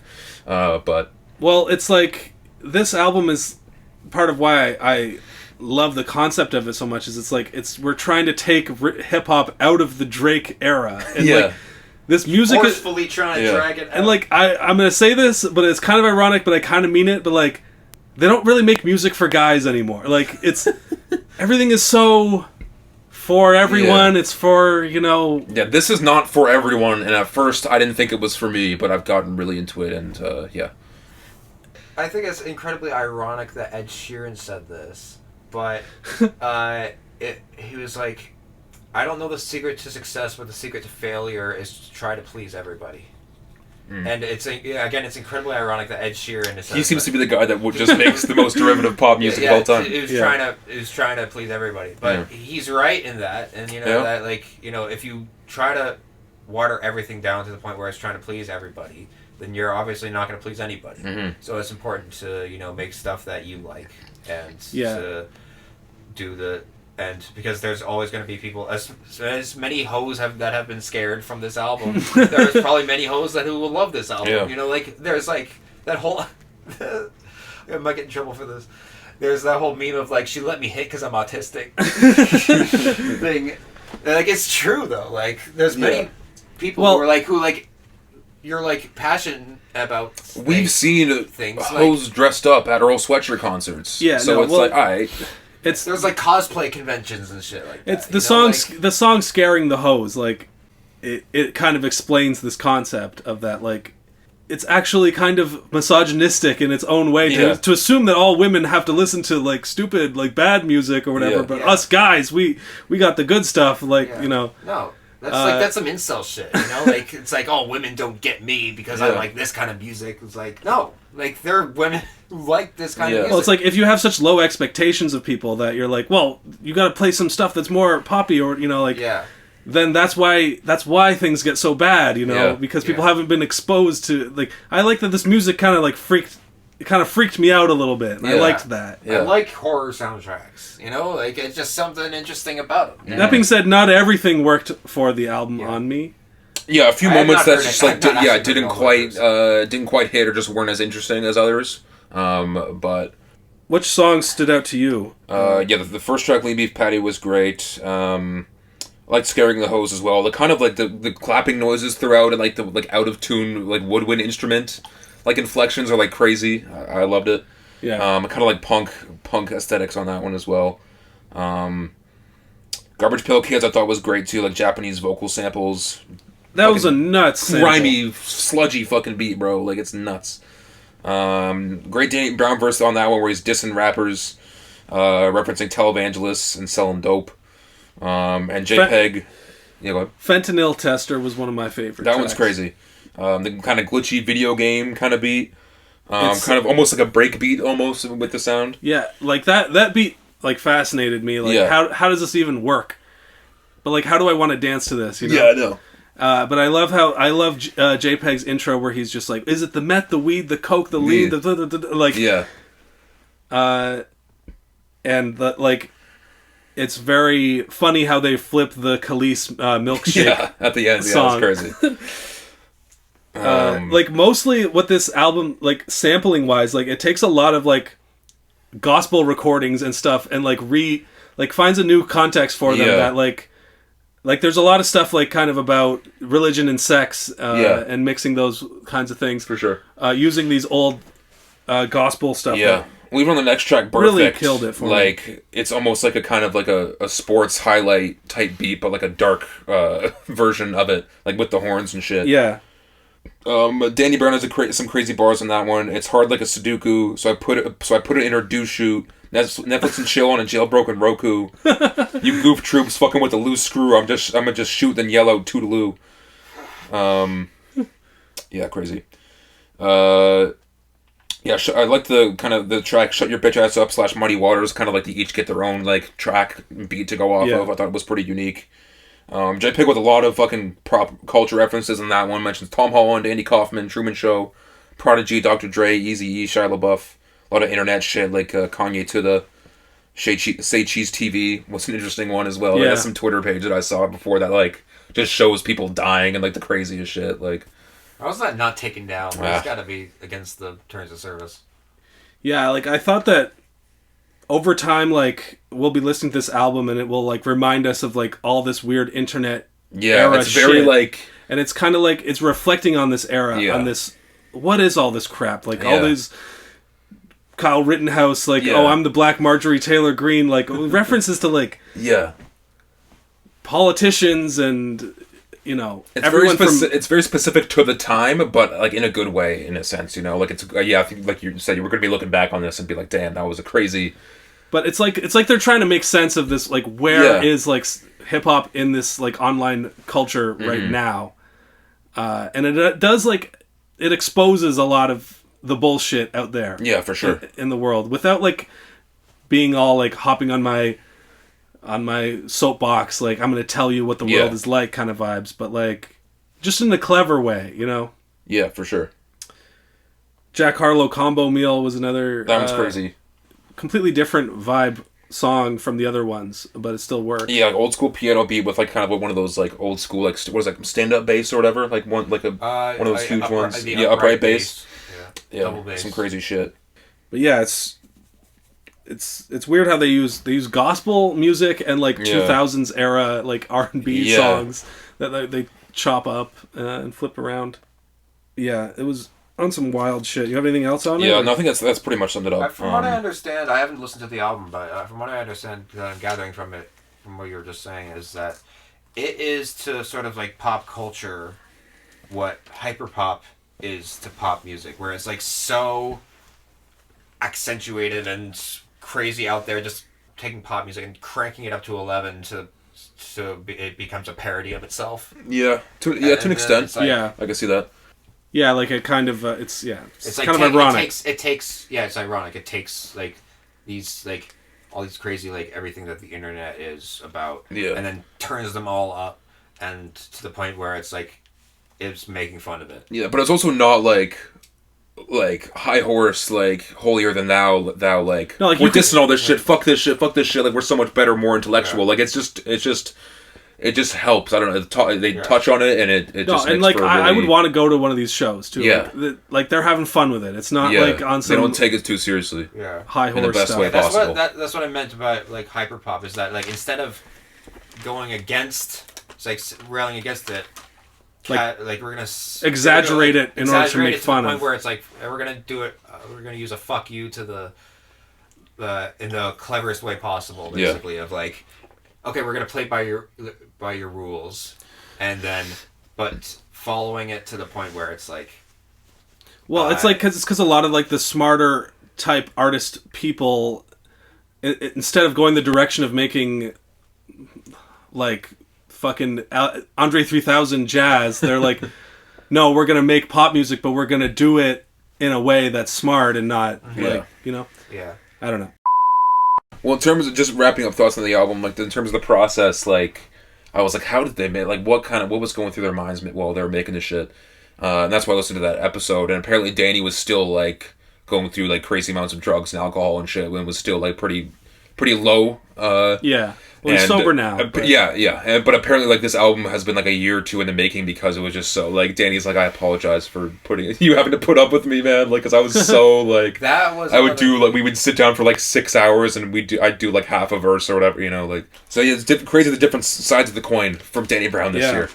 Okay, but, that was my number 6. I have 2 left on my list that we haven't already hit. Okay. So let's do some ones from you. I have 4, so I'll do one of mine. Number 5 for me, Little Yachty. Let's start here. I forgot that came out this year. It was one of the early albums that came out this year, and it's probably like my most listened to, honestly. Like, it's like I went back to it and back to it and back to it. Not everything, it's not perfect. It's a little rougher on the edges, but it doesn't seem to really matter to me. Like, one of the bigger criticisms from this album that I heard was, he's not that technically good of a vocalist to kind of do something like this, but I think it still works for the most part.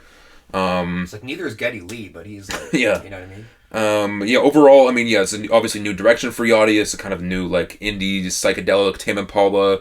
You can't really compare it to Pink Floyd because it's not even, like, close. No. But, like, I guess Black Seminole is the most, like, Pink Floyd-y type of shit He that you listened to get. Pink Floyd to get into it, the vibe to make this, at least. For sure. So new direction for him. I think he kills it for the most part. It's nothing too original in the sound either, but I still think he puts his own unique spin to things by, like, having some kind of more rap moments, and, like, writing wise it still sounds like a Yachty album. Like, it's not just completely doing like a Logic Supermarket where he's just doing an indie album and it's terrible. It's unique in its own way. And it sounds like he's doing it with like clear appreciation for the genre. Like he actually listens to this kind of shit.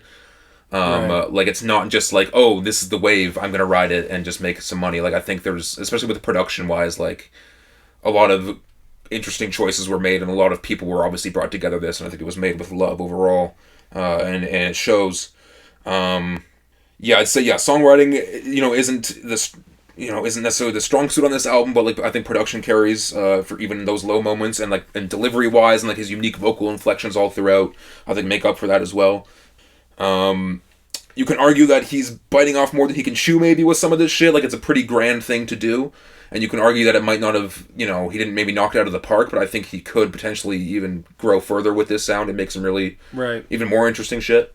I'll let you. Yeah, I was kind of expecting this because you did like the album a lot when it came out. Mm-hmm. For me, only really the tracks "Running Out of Time," "Drive Me Crazy," "Pretty." Those are like the only ones that like really quite worked for me. Damn. Like I thought it was cool what he was doing, and I appreciate the experimentation and like swinging for the fences and all that. And like there are moments that I like on like throughout the album, but like just the songs never quite worked for me or never quite broke through. Right. Aside from the ones where he kind of polished it up and made it a little bit more of a predictable, like 2.5 minute kind of song. And I think some songs can be a little bit long winded or a little bit like, okay, you're trying a little too much here. But he got lots of interesting like performances from other people, from like more like better singers basically. Yeah, Daniel Caesar. Yeah, I think like Daniel Caesar and Fouché and some of the other female vocalists on here like did some heavy lifting on their parts for sure. Like on Black Seminole, like that one female vocalist goes on a crazy run, which is definitely a standout moment on the album. Almost a Great Gig in the Sky type moment. Overall, I gave it another listen and gave it a shot, but it just didn't quite work for me. I don't know. No, fair enough. I kind of didn't expect it to, because I listened back to that episode after listening to the album and stuff, just to kind of polish up my thoughts and see what I said and see if anything had changed or whatever. And you were never really that hot on it, and I think I remember you saying just like, it's just not the kind of the type of music that I'm really into like that, which is fair. But I really liked a lot of the songs on here. Black Seminole, I think, like is a crazy intro track. It's a statement piece for sure. Running Out of Time, I really like Pretty as well, like you mentioned. I like The Zone as well. We Saw the Sun, I think, is great. Maybe a little long-winded, but it overall works for me. Drive Me Crazy, with, I think it's Justine Skye or someone like that on there. Like, kind of the back and forth or duetting is really nice. That's one of my favorite moments of the whole thing. I've Officially Lost Vision is a really cool experimental, like, almost kind of some punk energy in that one. And getting more lyrical on that one as well. Say Something is an interesting one that I like as well. I didn't really like it all that much at first, but on repeated listens, it's a nice one. Should I Be is one of my songs of the year. It's so to me that one's like the kind of more fast-paced, like kind of bright tones on that one, like really kind of set it above the rest for me. And The Alchemist with Fouché, I really love that one as well, and the one with Daniel Caesar to end it. The only one that I didn't really like all that much was the one with Tizo Touchdown. Didn't quite work for me. The Failure interlude, which was a little long and a little pretentious. But I think overall I really like the direction he's going here, and he's had a great year with a lot of different sounds he's experimented with, and again, it goes to show that we've said a few times, but Yachty is a super versatile guy that, you know, when I didn't expect this 6 or 7 years ago whenever he dropped that he would make something like this, but he did, and I really love it. Wow, nice. Yeah. Glad you enjoyed it, and yeah, it would be the top 20 for me, but not quite. Fair enough. I didn't like it as much as I liked other stuff. So yeah, so that's my number 5. I have my number, I think 4, 3, and 1. Okay, so I'll do my number 3. All right. My number 4 was Doja Cat's Scarlet. Yeah. Number 3, Mick Jenkins, The Patience. Great, that's my number 4. Perfect. Yeah. And I've been toying with this one as well. I had it at the number 3 spot. I had it at number 5. This is where I landed on it right now. Yeah, the way when we got into the top 5s, it's more like this was the best album in this style of. Yeah. And for this one, this was the best singular rap performance of the year, in my opinion. Yeah. I mean, I prefer Earl, but yeah, very close. You know, The Patience, like. It took time to get this skilled as a rapper, but I think he deserves to be in the convo with these other these other rappers that were featured on it, which was a great list. Yeah, Freddie Gibbs, J.I.D., Benny the Butcher, and Vic Mensa. So very good contemporary rappers. Yeah. And it's what got me to listen to the album, because I think I listened to not his most recent one, but the one before that. I listened to it maybe once or twice at like a friend's house. Yeah. I had a song with Earth Gang that I really liked, but I never really was that into Mick Jenkins aside from a song or a feature here and there. But I saw the feature list and okay, I like all these guys, I'll give it a shot. And it really kind of blew me away, just like some of his, just like the delivery and the aggression and the fucking just like, he's hungry, man. Like it's and it's dinner time. Totally. And like one thing I liked about the sequencing is how he had the opening track, and then 3 songs with features, and then a stretch of just songs with him that like was just as good. Like a weaker rapper would have been like they would have thrown the features in between. They would have put the single like the second song or whatever just to but I think the streams up. It's 11 tracks, no filler. Yeah, short and sweet. Michelin Star, I think, was a great intro that had again with the Chicago sound, kind of his expressive ad libs where he's or that's not quite it. No, that's pretty close. No, that's pretty good. I think you got it. When it comes to like rap performance, like what I mean by that is that it's strong lyricism, but also conviction and like drama and like just really selling it. Yeah, I believe everything he's saying, and it's like, oh fuck, man, like this guy. Yeah, and when it comes to his lyricism, like I like the way he uses imagery. Yeah, and finds new ways of saying things that for sure. I kind of know what he means, like, but I've never quite heard it like that before. Yeah, like I liked the album a whole lot when I first heard it, but it gave me it took me multiple listens and like really listening to the lyrics to really be like, okay, he's really skilled with the pen too. In terms of some of the tracks, your Michelin Star, kind of smooth, triumphant beats, kind of more braggadocious stuff, but a lot of references to like restaurants and food and how he deserves the Michelin stars, all that kind of shit. Deserves to be where he's at in the rap game. Show and Tell with Freddie Gibbs, kind of a darker violin-led beat with some woodwind stuff throughout. A song about rappers being kind of like all talk, but not really being about that street shit, being about that thug shit, like they say they are, being hiding on the internet type shit. Wait, you're talking about Sitting Ducks? I'm talking about Show and Tell. Oh, Show and Tell, yeah. There's a great line where he says, "Loading up the magazines, like where the real journalists at." Yeah. So he's coming for these people that have overlooked him. For sure. I think Freddie Gibbs does his thing and delivers a great performance on that. I really like Mick Jenkins' like last kind of verse here to wrap up the song. He says, "We them Hebrew boys that walk straight in the fire. Umpires say safe. Way that I'm sliding, he lying. I can't be. Way that I write, it gotta be playwright. Way that they fold, and it gotta be laundry day, right? It's always weird when actors get stage fright. I'm burning the stage like Kyrie on game night. They don't really do what they say, right? Yeah, come on. Nuts. Fire. He had a passage I want to read right now. He says, "Rarely kick it without a sensei, just bricklay. We cut the corner store and scrape the excess mortar with a switchblade. Ain't no pretty glass houses this way." Like the way he's talking about like how we built our houses like having to do some rough shit or whatever. Yeah. But like with the metaphor about the bricks and like it works. It's such a great way of putting things. something about no dap. You can miss me with the Swiss cheese. Got to fill in those gaps. Yeah. No, yeah, like I don't even really know what that means, but like miss me But with it's the a bar. Swiss cheese, like He's lactose intolerant? Like, is that what he's trying to tell us? It's stuff to think about, man.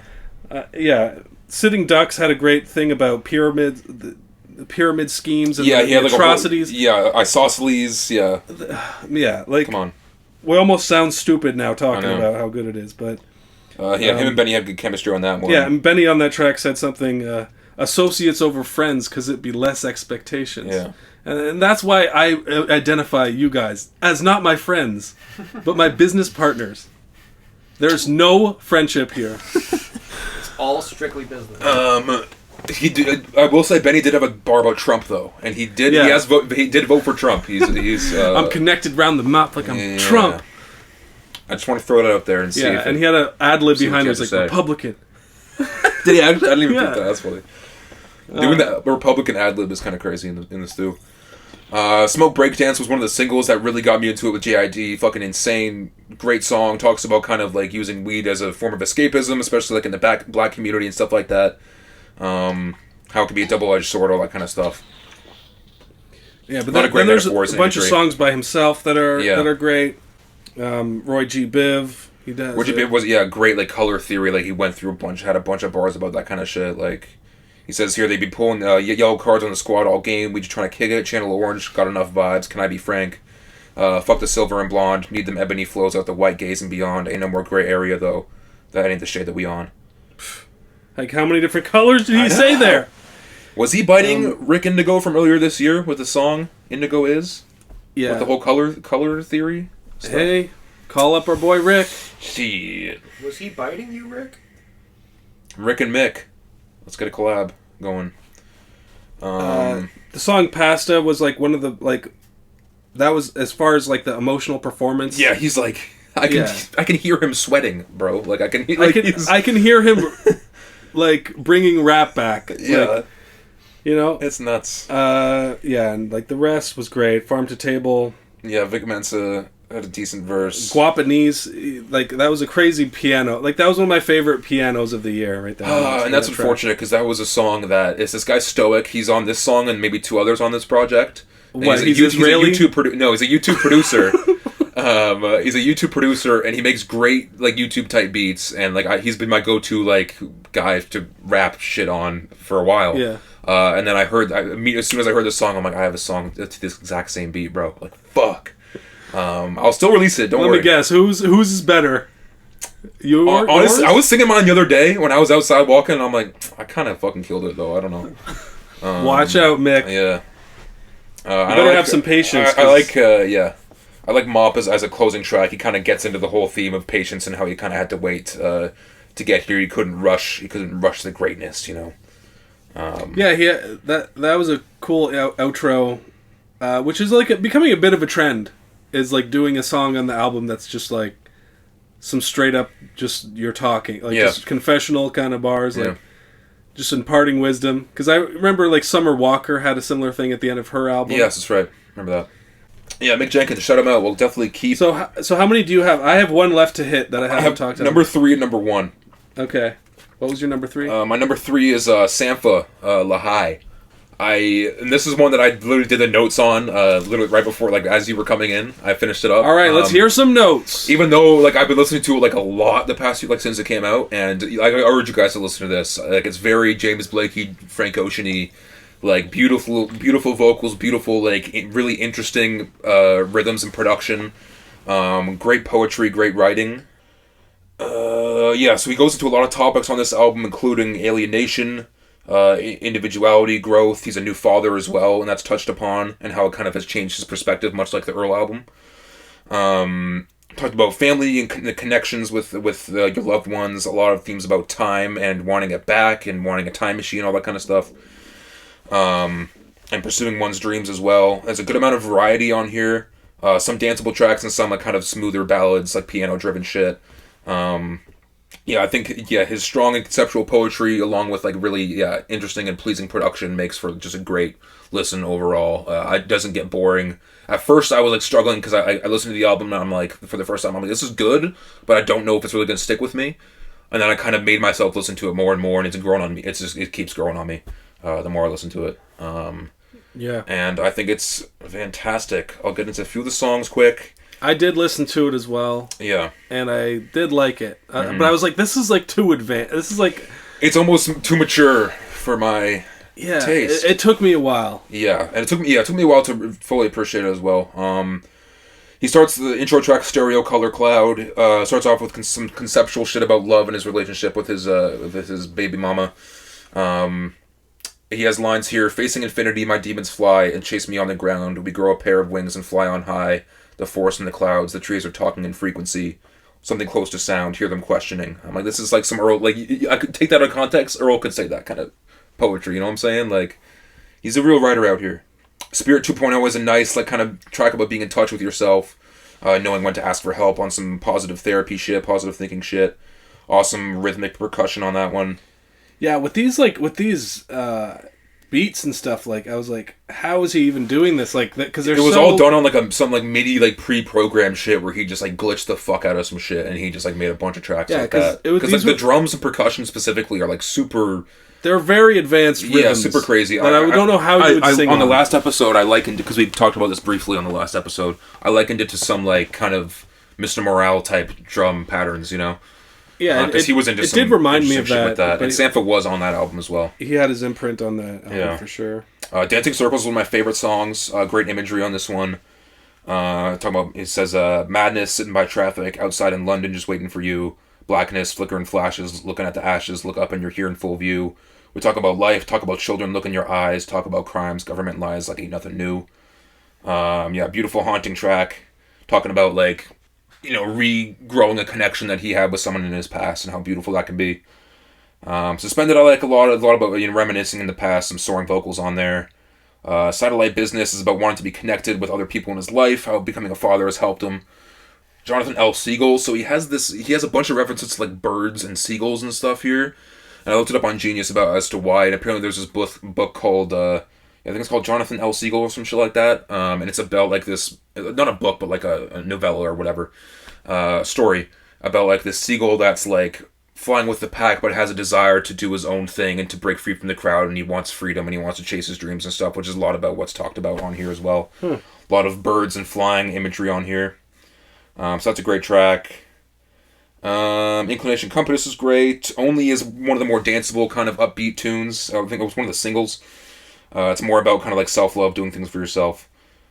I like the track Evidence. That was one of the ones that kind of spoke to me. That's a really sweet one. That's a lot about a lot of imagery towards like his child. I kind of understood. Beautiful I understood what he was was like. That was one of the ones where it's more so, yeah. Like that's the thing, because at first I was like, this is way too deep for me. I don't understand what he's saying at all. And then it took repeated listens and me looking at the lyrics and diving in to really appreciate the poetry on here. But on that track, it was more a clever thing obvious. on, like, you know, how, you know, you look for evidence like in a scientific way, but like it's not that simple. You just know that like when you love something, you just know, or you know, like that kind of. This whole album is very kind of just like positive reaffirmations of like just like you just got to keep going. Like it's like you want to stay here for the people around you. Like it's never that bad, you know. Yeah. I think it definitely made a big impact out in the UK for sure. Yeah. It definitely. I didn't listen to it enough for it to. Cause that's what I was. Because I originally had it in this. I had that and Daniel Caesar like swapped at one point. Because I was like, I just haven't listened to Sampha enough, and then I listened to it more and more, and the more I listened to it, it kept climbing. Yeah. So. Yeah, it almost makes Daniel Caesar look like, you know, a little more accessible, kind of predictable stuff. Comparing the two was tough because I was like, fuck, man, like I love them both, but like there's just a whole lot more to dive into to me. Yeah, this is project. This is very different. But it's equally as well produced and well sung, and you can argue, like, you know, Daniel Caesar is more accessible and has like, you know, more variety and stuff. But Sampha is one of the most like well-known voices in that scene because he the only one guy sounds like Sampha. You know? Yeah, exactly. Super unique stuff. Yeah, so that was cool. Yeah, that's my number 3. All right. And I got my number 2, so it's just my number 1 left. So yeah, my number 2 is left. Larry June and the Alchemist. Wow. The Great Escape. Okay, this is higher up than I thought it'd be. I would say it's the best production of the year, and it provides some of the most immaculate, just calming, soothing vibes. Yeah. I It's thought vibe that heavy. at first I thought, I don't know, this was kind of boring, or maybe it's his Larry June has a minimalistic approach to his flows. Almost like a Boldy James type of delivery. But over time, I kind of got it, and I appreciated it more. Yeah. Like, it took some time to get used to, but like, I just really enjoy his like positive outlook on life, and how the keys to the game that he's trying to give new people, because it's very hard to like screw up positivity. Yeah. You can be like a Big Sean type guy saying, "Oh, you need fish oils, and you need to like take my supplements and stuff like that." Or you can be like, Chance the Rapper, positive guy kind of stuff, where the music is just boring. But for whatever reason, just that plus paired with the Alchemist production, it just kind of it was just a great like vacation album. It's very laid back. It's very easy listening. Solid raps throughout. Yeah, to me, I didn't go back to it enough to fully give it time to settle with me. Like, I'm still kind of in the stance of like, it's a bit one note. It's a bit, like the vocal deliveries and the flows are kind of the same throughout. Like, I didn't really look too much into the lyricism and bars and stuff. But I did like a whole lot from it. And it's still probably like top 20, 25 of the year for me. Yeah, I think it took me like... All the features are great. It took me longer to like realize like why this place is so high on my list. It's just almost like the fact that the songs, they give you time and space to just think and to just be present. For sure. Like almost a song like Ocean Sounds or What Happened to the World.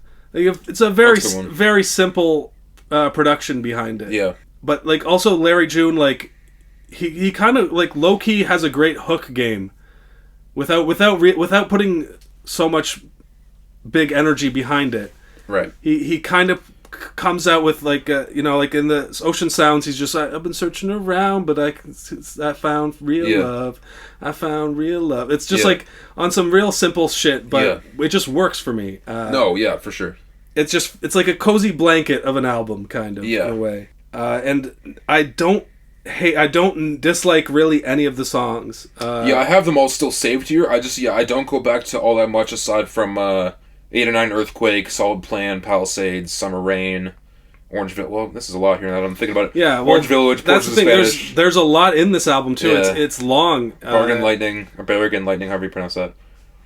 Yeah, just overall, like as an album, like it's cohesive in a lot of ways. It just didn't really stick with me, but I also didn't really give it a full chance in a lot of ways. So, but I did listen to it quite a bit over the summer, just not as much since. Yeah, it was a great summer album. It definitely grew on me.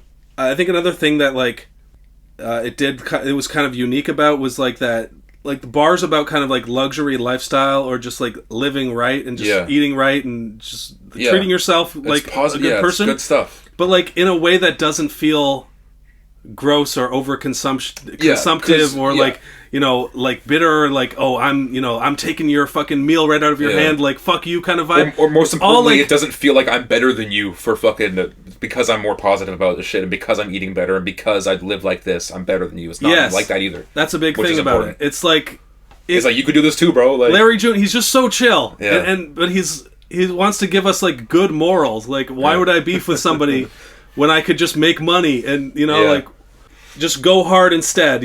Stop. Yeah. But it's not like a polemic against all of society is wrong, or whatever. It's more like I'm just offering my own like good way of living my life, and I'm just doing it like and. That's not to say that it wasn't like still a classic hip hop album and like was about the streets and come up and but on a song, I think there's one song where he mentions like the fact that he was broke, like in 2017 I was broke. So it was just kind of inspiring to me in that sense. Songs like Solid Plan, like Bronson brought the humor there. He did the Mickey Mantle Curb Your Enthusiasm bar about the girl with the big pussy. Big pussy. So you know, Yeah, a lot of good features on here. Wiz Khalifa had a good feature too. Yeah, Big and I'm Sean not usually killed a it. Wiz Khalifa guy, but Yeah. he killed that. Joey Badass on the latter half. It was really cool on 60 Days to see Alchemist Yeah, man. do a verse, and it was a classic verse too. Yeah. I got buff from baggage in the work. Now I'm at the table. I'm having a dessert. 3-piece suit with the napkin in the shirt. Damn. Yeah, good for them, you know? Just yeah. Just choose money over beef, you know? Why are we out here Yeah. hating? Why are we out here... We're sorry, Hive Mind. We're sorry, NFR, you know? We didn't try to beef with any of y'all. Oh, well, no. I'm trying to beef with everyone in the Okay, podcasting fair game, enough. but just in my normal life, I'm just like a peaceful, nice guy. Yeah. Yeah, I mean, it's just simple things like his ad-libs. Hey, numbers. Yeah. It just worked with me overall. Yeah. No, I'm not mad at it at all. Other tracks that are and yeah, it's, you could say that it's samey, but I think there is actually a lot of variety in there. There was a song called Left No Evidence that was a lot more in the traditional Alchemist, Dangerous Street kind of vibe to Right. it, with the his use of pianos as well. Art Talk with Boldy James, that track worked with me as well. It's the minimalist flow. He's just like St. Regis, Yeah. Marriott, Art Talk, Basquiat, Yeah. just simple Yeah, that one didn't quite hit with me just because I'm not the biggest Boldy fan either. Oh, and yeah. both guys that are just kind of super I can nonchalant picture you flows. not liking that I'm like, I'm so falling much. asleep here, bro. No, I still But still. I Boldy's don't- verse was fire too. No, I don't mind it. It's just it's just not for yeah, me. Yeah, I get that. Not for everyone, but it just it just lifted me Yeah, up. And no, it's a good album. and I shared it with other people that really enjoyed it as well. Yeah, People that's that I knew would like this. Some of my Yeah. coworkers liked it. Great. Did Some of the Vince- traks not my favorite. Did your homie Vince like it? Yeah, my homie Vince Nice. loved it. Great. Some of the tracks We should not. get him. We call him up and get his top 10 right now We should Yeah. honestly. for the next episode. But yeah, that's pretty much it for all my lists. right. Yeah, that was Larry June, and then Daniel Caesar was my number one. Okay. Which one are we missing from you? That leaves one. It's Dominic Fike. Right, Sunburn right. as my favorite album of the year. That was your favorite. It's my number one. Oh And, my god! It's because it's the most fucking earwormy. It just fucking filed its way into my brain and it did not leave the entire year. So both your Listen number to it all one- summer. Both of your number ones aren't rap albums. No, Dominic Fike's rap or is not a rap album. But what do you mean? My other number one? No, my number one also was. Oh yeah, R&B. no, because Yeah, it's a both slower year for rap. I only had 5 or 6 rap albums in my list here. Yeah. Yeah, let me get into It's becoming the Rockcast. It's becoming just the music cast eventually. Well, I mean, a lot of rap is going into rock. Yeah, and this album isn't there's some rap-ish verses on here. There's some moments where it's fast flows and kind of it rap fits in. topics. It fits into the hip hop world. Of his come up and his struggle and his past and stuff. Yeah, I think so much variety, so much so many catchy choruses and catchy moments, and just everything stuck with me. The production, the acoustic stuff, it's just what I wanted and what I needed this year for whatever reason. I just needed a nice fucking summery, fun kind of low key, low stakes, indie rock / rap / R&B type fucking tape. I think he has a great voice that lends itself to the style really well. The album is driven by stories and imagery from his youth and how it affected his life to this day. It's super raw and unfiltered, and it's a little bit rougher on the edges, but I think that works to me in a way. I kind of want my kind of rockier albums to be a little rougher on the edges. Yeah. I don't want it to be as polished. I will say Mama's Boy, I still am not. That's the one thing that's keeping me. It's the one thing keeping me from giving it a 10 out of 10 fucking, I'm surprised that was your number one. Yeah, man. I'm surprised I about that. loved it, and I keep going back to it, and it's not going anywhere anytime soon. You could argue that there are some corny moments or some corny bars, or it's kind of derivative or whatever, but I don't really give a fuck. At the end of the day, it just works for me. You are a corny and derivative person. A little bit. I wrote down here. It can be a bit Perks of a Wallflowery. Yeah, it's a little bit indie teeny bop It's fucking Tumblr. Euphoria Yeah, a little bit. type beats. But I think it all works. A lot of interesting themes on here that he talks about, of nostalgia, adulthood, childhood stuff.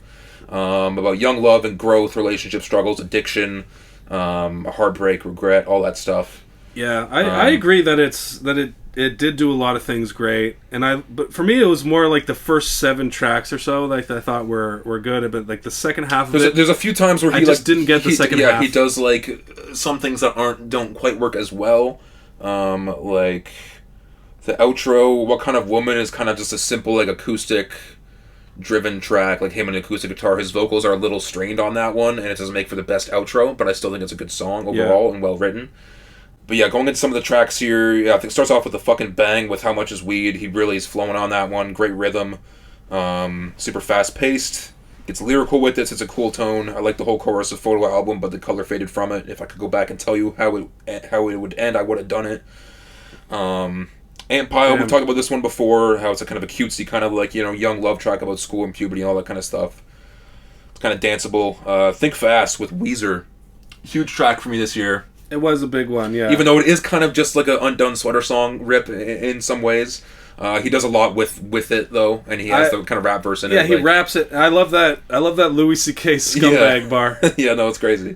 Because as a real Louis C.K. head, I know about, like... all that shit. He had a comedy album called Scumbag. Oh, I didn't even peep that.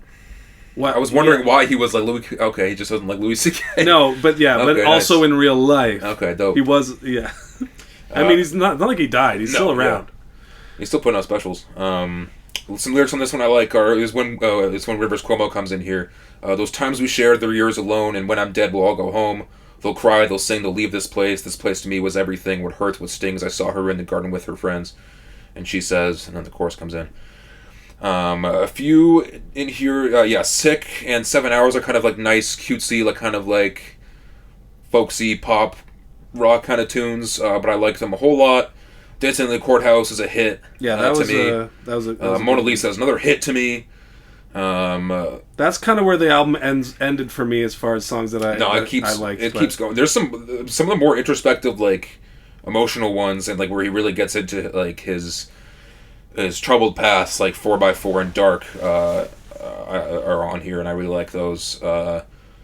Bodies I like, Sunburn, Passion Child. Yeah, I just like a whole lot of it, and even this track that I don't like as much, like the ones that I do like, I like so much that it doesn't even like, it doesn't matter to me, Wow. Yeah, Dominic should Fike. get you the vinyl. Who would have fucking thought?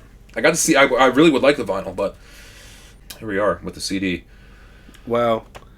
Yeah. So that's it for our top 10 albums of the year list. Let me get into my top 5. No, I'm kidding. No, let's do it. We're doing songs still. At least we're 2 hours 13 in. We'll probably cut it like 10 minutes ish. So we can still do the last few things if we want to. Now to get to my real number 1. Kanye and Ty Dolla $ign, Vulture. I know it hasn't come out yet. But preemptively. Okay. Back from a bit of a breather. Do you want to give Josh us a chance to rest our voices? Yeah. Josh a chance to talk about his top 5 of And the year. I'll sit here and go like this. La la la la la la la. Okay, so, like I said before at the top of this, I don't really put, like, I don't like to put things in specific numerical values in terms of, like, ranking things, because, like, as you'll see on this list, I have, an R&B album with a rock album. Both of them are 10s. How do I put one above the other? Can't really. So these are listed in non-specific order, except for one, which I will get to last, basically, which will be my album of the year. Alright, loose rankings. Loose rankings, except for the first, Right. except for number 1. First is the album Variables by Alchemist. Nobody does jazz like Alchemist. He is a keyboards, piano player, producer who it's basically everything that I love about contemporary jazz. I think there a lot of people in jazz sort of like tend to stick with the old stuff in terms of like the piano quartets and stuff like that, and like upright bass and blah blah blah blah. This, like, to me, this is what modern jazz should be. It's the same style of like Bad Bad Not Good kind of vibes of electric piano, distorted electric guitars, strings, singing and stuff like that, and crazy like improvised sax and trumpet stuff. It's combining hip hop with jazz, with experimental electronic music with sort of rocky kind of electric guitars and stuff like that. It's just like really great modern take on jazz music. And it's all instrumental? It's there's a couple of vocals. He raps on it a couple of times too, which is great. Yeah, overall beautiful album. He gets into some real personal dark stuff too, which is really cool. Second, actually, these next 3 are all stuff from the local scene, basically. Okay, dope. So, King Blonde, their album E for Everything You Never Knew You Were Always Dreaming Of. Long ass album title, but it's probably the best rock album in recent memory. It's just feel good. Also, another thing about these, a lot of these albums have to do with memories and memories and stuff. Like, I love these albums because it's great music, and also because I have really strong happy memories attached to them. Like, I saw King Blonde after hearing them, and they put on one of the best sets I've ever seen by a local band, and like the back and forth between the audience and them is crazy. Shout out and them. also, and also just like the tunes are so fucking catchy. You said they're like Colorado-esque in terms of their like fun attitudes. And they're shit. they're like, super fun attitudes and stuff like that. They're sort of goofy ass nature, but also like super catchy. Like you were saying, earwormy, super catchy, fun melodies and stuff like that. Like Bullets for Breakfast is like dark thematically, but it's like you wouldn't be able to tell because the melodies are so upbeat and happy and stuff. And like, overall fantastic album. Or it's really just an EP, but I had to rank it up there because it's just, I wouldn't say it's the album of the summer for me, but it's probably second place. Another album, She Bad, Show Us It's Real. Dukai, who I play guitar for, we opened for them twice, and they are just the sweetest people who make incredible music. I asked them after one of the shows, like, what the hell is your genre? I cannot pin it down. And they said, the one with the violin solo. Yeah, she was like fresh from a residence in like Ireland for doing some violin program Italy, or whatever. In Italy, yeah. Like that was her first show with them, and she fucking killed it. That was nuts. It was they called it alternative soul music, I think. Okay. They said their biggest influence is Hiatus Coyote. So if you want to get a taste of their stuff, definitely check it out. If you know them. Yeah, Show Us It's Real, fantastic, just like soul music and like really intricate. I remember my dad saying, because he came to one of our shows, it's one of those things where thank God the singer became a singer, because like her voice is just so like angelic and like perfect that like thank God she decided to become a singer. And like crazy, I can't believe we're talking about an artist that you opened up for. I'm just this gushing. Is nuts. I'm just gushing over like these talented people that I'm so grateful to know, and basically they're from fucking Guelph out of all places too, which is crazy. Yeah. Another one of my albums of the year, Dukai, Future Vision. Yeah. Because that's probably in my top like 25. Did that come out this year? Yeah, it came out the top of the year. Yeah. Oh, okay. Because I listened to it a whole lot. Yeah, it was. I mean, we had the one song, It's Been Nice. To say that would be an understatement. It's been some of the most joyous times of my life. Like this summer has been probably one of the summers of the year. Summers of your life. In terms of my This was the summer of the year, man. Yeah, There's only one summer this year, actually. Okay, now everything's falling apart. No, we're just fucking with you. Yeah, it's all good. 2022 and 2023 peak summers for me. Like probably the most joyous time I've ever had. And Dukai and the Cheers Quacks. to that. Dukai and the Quacks have been in no small part because of it. You know, I love those guys. They are fantastic.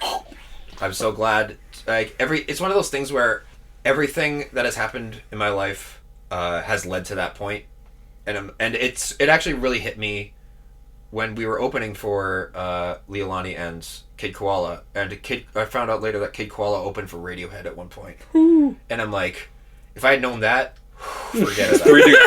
3 degrees of Radiohead. Yeah, exactly. Josh I was like, I'm like 1 degree away from Radiohead now. You know a guy who knows a guy. Yeah, who knows a guy who knows a guy's cousin.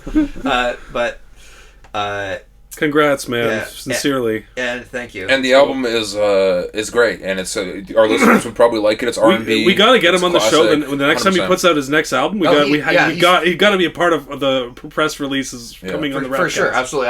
I'll definitely bring him on for sure. He loves that kind of stuff. Yeah. After that, bullet to the head. It's over. It's over. All right, and your number one album. Number one album of the year, Catharsis by Covet. Oh, Covet. Okay.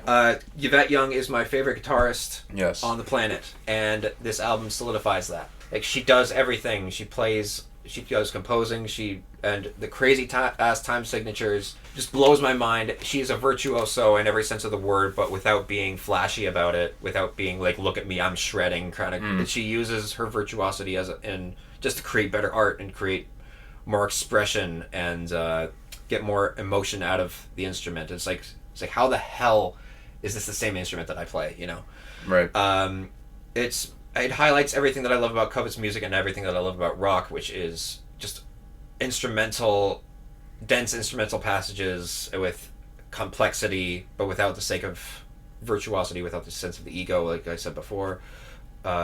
Ways of saying things that you can't in words, and songs that take you on a journey. I think that's the most important thing that I love about Covet's music, is that it starts somewhere else, and then it has ups and downs, not in terms of quality, but in terms of dynamics and stuff like that. It starts you in one place and it makes it end somewhere completely different. Like a good Simpsons episode. Yes, exactly. Like a good Simpsons episode.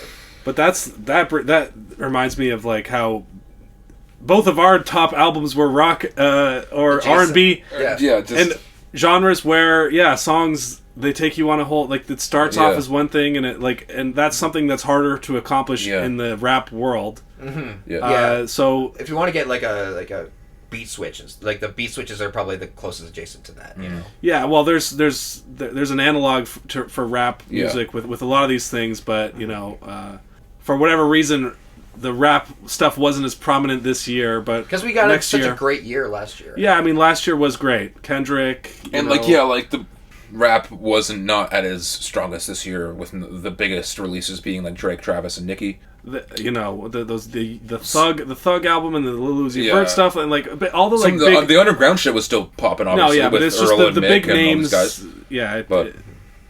But I've got a lot more to say about Covet music and actually all the stuff on the list. But this is not. I mean, this is as close as we'll get to a Rockcast. Maybe. I mean, we'll do it next year if we have the time and space. Yeah. I could go on for ages, but I won't. So, thank you for giving me the little platform. Yes. Back Thanks, to you. man. Yeah, no problem. Well, that's good because it gives when you're talking about what that moment meant to you, it kind of brought back what do we do this for? We're passionate about music. We love this shit. That's why we do this. All right. So let's just run through our top 10 songs and then get out of here. Let's do it. Top 10 songs. It's not as deeply thought about thing as top 10 albums. Yeah. Because there's a lot of great songs. I had 20 here and I took it down to 10. Yeah, it could be a top 50. But exactly. We need to narrow it down to just certain things, songs that did something different, that did something that really spoke to you, and that will probably We're 2.5 hours in here. Endure. Okay, very good. All right, do you want to start off with your number 10? I have 3 honorable mentions, actually, so it's kind of a top 13. All right, I'll try to do the same then. Honorable mention, Hit Boy and the Alchemist, Slipping into Darkness. Oh, I forgot about that one. Yeah, that's a good one. Really crazy to hear 2 of the game's top producers going back, rapping on each other's beats. I don't even know which one I like more. I like the Alchemist beat that Hit Boy raps on more, but I almost they're both great. Yeah. I don't know which part I like more, basically. But yeah, Hit Boy has a great passage on can Metro Boomin do boom bap? Can this so he's it's for producer heads out there who kind of are in the know about that. You have an honorable? Yeah, I just made 3 quick ones right here, just looking at the ones that I didn't include on my top 10. I'll say That's You by Lucky Day, the single he dropped this year. Super traditional kind of R&B sounding, Silk Sonic type R&B. just really well sung, really well performed. Really looking forward to whatever he drops next. Produced by Bruno Mars. Produced by Bruno Mars as well. Yeah. Shout out that my one. second honorable, Doja Cat, Agora Hills. That was on my short list. Really good one. We already talked about it a lot, but I liked it. For sure. Good pop music. Love the going back and forth between the kind of the voices and all that kind of stuff. And it made me laugh too. Yeah. The other honorable mention I will do is I'll say Heat Check by Earl Sweatshirt. That was the standout one for me on Voir Dire. Super solid rapping, great production, great lyricism. What can you say? What else can be said? Yeah. My last honorable, Kendrick Lamar and Baby Keem, The Hillbillies. That was my number 9. Right. Not a song that like went crazy in my whip, really. Right. But it had its moment. It's kind of like when you're watching the All-Star game and there's two of the best guys, but they're not even really trying. Yeah, they're just doing But it's still great. It's a deep, deep, deep, deep, deep ocean. Yeah. Like, come on. It's undeniable. That twat. Yeah, it's undeniable. I love the Bon Iver sample that they use. Yeah. I recognize that shit immediately, and it's a great song. Yeah. It's a great Bon Iver song. They continue to develop the Range Brothers language. Yeah. And I think it's ready for Oxford at this point. Here's to 2024 and getting a Hillbillies collab album. We'll see. That would be cool. We'll pray for it. I'll do my last honorable mention here. Dancing Circles by Sanfa. Just talked about it. Great lyricism and great imagery. One of my favorite R&B songs of the year. Go. Number 10, Hosier, All Things End. Yeah, okay. The gospel thing at the end. The relatable concept of just time, life. Basic concepts, but just done well. Yeah. And I liked him dipping into a bit more of a gospel sound. Nice. And I'm a sucker for a big crowd of people clapping at the end and right on. a big anthem. Nice. And I just listened to it a lot. Yeah. I got into it and was just had an obsession with it Fuck for yeah. a couple months there. My number 10 is Oprah and Gail, 2 Chainz, Lil Wayne, Benny the Butcher. Probably the most solid, traditional rap song of the year, or at least one of them. Great verses and performances by all of them. Fantastic beat. They all work really well together. Great rap track. Right. Number 9 for me, Earl Sweatshirt and the Alchemist, Mancala. Yeah. That was my With favorite Vince. off of that album. That's arguable, for sure. That's a great one, yeah. That's probably the highlight. I'm a sucker for that old school piano shit. And Vince Staples kind of gives a good chorus to it, or a bit of a more catchy part to it. Yeah, and he catchier than keeps the up with it Earl Sweatshirt lyrically part. as well. Has some great bars. I love that one. Yeah. My number 9 was Hillbillies, so I'll go with my number 8. I Wish You Roses by Kali Uchis, one of my most listened to songs of the year. Super lush and beautiful R&B, well sung, well done overall. And she really does just repeat, I wish you roses and roses and roses and roses. But it's so good. Great. Yeah. You could say, a shittier music reviewer would be like, repetitive. Yeah. This is a derivative of this other song. Yeah. Like, who cares, man? Yeah. I love it. My number 8, this one I put a cool skateboarding video out to this year. Static Selecta featuring Conway, Bun B, and Ab-Soul. Ain't Too Much To It. Yeah, that's a great one. I was considering putting that one or the one with Life and Times with Joey on here on my short list, but I didn't. But both those tracks I liked, but that one was just special to me. I got really into it, and we can show some of my skateboarding. I didn't actually do any tricks, but it kind of worked with the whole the concept of the song. Ain't Too Much To It. Yeah. And I just it was just a great. they all killed it. Great to hear Ab-Soul and Conway on the same, because I feel like they have a lot in common, but they're on Ab-Soul could really do way different sides of the. If Ab-Soul got a Alchemist tape in the new year, that would be huge. Yeah, I'm loving. huge Yeah, for I'm him. really looking forward to a new Ab-Soul thing because his Herbert last was fantastic. one was so good. And Bun B's verse was funny too. Yeah. He's like, I started hustling and Bush Senior got rich by Obama. Anyway. Good for him.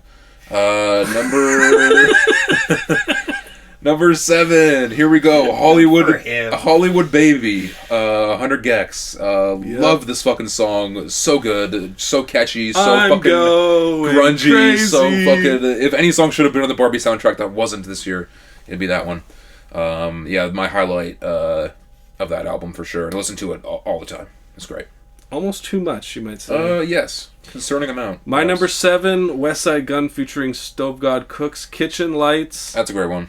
One of the most beautiful shimmering tracks of the year, and that juxtaposed with the funny delivery of Stove God and West Side Gun created the perfect element to me. Nice. My number 6, Should I Be by Lil Yachty. You talked about it a second ago, but love the vocals, love the drum patterns, love the catchiness of it. My girlfriend loves the song too, and we've been playing it a whole lot this year. It was both in both of our wrapped. I forget things. that one. Should I be? Should I be? Na, na, na. Doesn't ring a bell. Okay. All right. I love it. My number favorite song on 6 was Kali Uchis Moonlight. That was my favorite off the album. Yeah, I could go back and forth with I also love To Get High with My Lover. Relatable stuff being brought to the table Just here. simple, good vibes. Yes. Number 5, I have Gene Dawson and SZA collab, No Seasons. Oh, that's a good one. Yeah, That's a rare cut. yeah, because it was not on an album at all.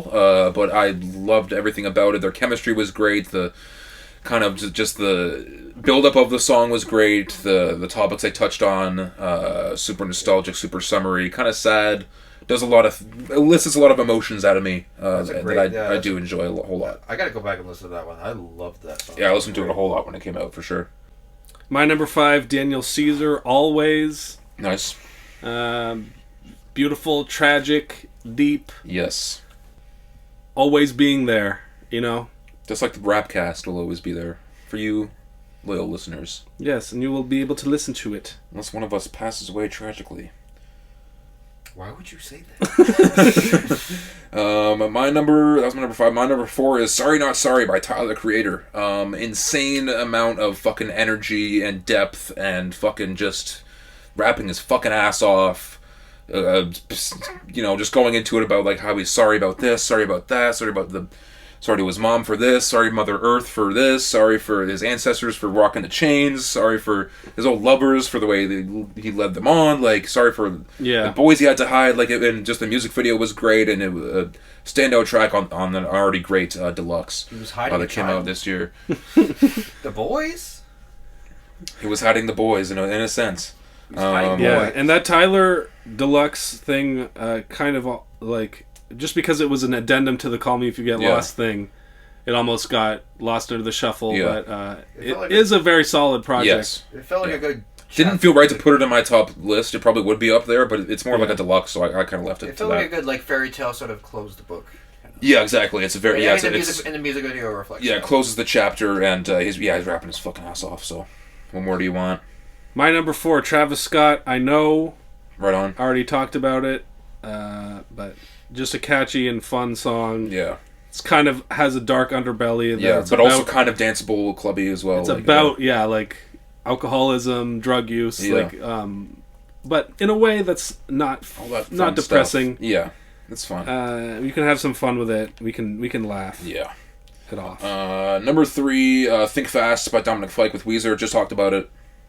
Great, I love it. Great song. Yeah. My number 3, from Scaring the Hose, Fentanyl Tester. Nice. I don't even know how he made me dance to that. It's absurd. I'm suing him for the way he made It's that a shit very danceable. subtle, because they bring in those synths, but I don't know how they do it. Yeah. I couldn't quite pick a favorite one because it's still relatively new in my brain for the amount of times I listened to it just more recently, so I couldn't quite pick one. But number 2 song of the year, Toronto 2014, Daniel Caesar, Mustafa. Fucking love everything about it. The nostalgia, the way they work together on the harmonies towards the latter half, Mustafa's soulful intro, how the way the song progresses, and I moved to Toronto this year, back to Toronto this year again, and it resonates with me, hits home. Talking about Bloor Street. Yeah. Come on. I'm on Bloor Street. And almost. you lived in the same neighborhood as where Mustafa, Regent Park. Shout out the Slats out there. Are we staying Slats anymore? Is that anything? I don't think so. No. Young Thugs in jail. Yeah. We're not allowed to say that anymore. My number 2 was Tyler, the Creator's What a Day. What a Day. That's a good one. Off of that album. Yeah. That one, it hit this very, eerie vibe to me. Really? I guess the Well- sample, yeah, with the in the background. It's like, what a day at the park, and it has this like very high sound, this like high pitched sound that kind of just, it sounds like a winding day, like that's ending. Like, I don't know. It's very like sunsetty afternoon, like. It just did something. It hit a very specific vibe for me, and it was just Tyler talking his shit on it. Yeah. Too. It wasn't like anything too crazy. It just stuck with me. Yeah, good track. That was a good track. My number one song of the year, "Name of God" by Mustafa. Super replayable, super introspective, super meaningful, especially during these times.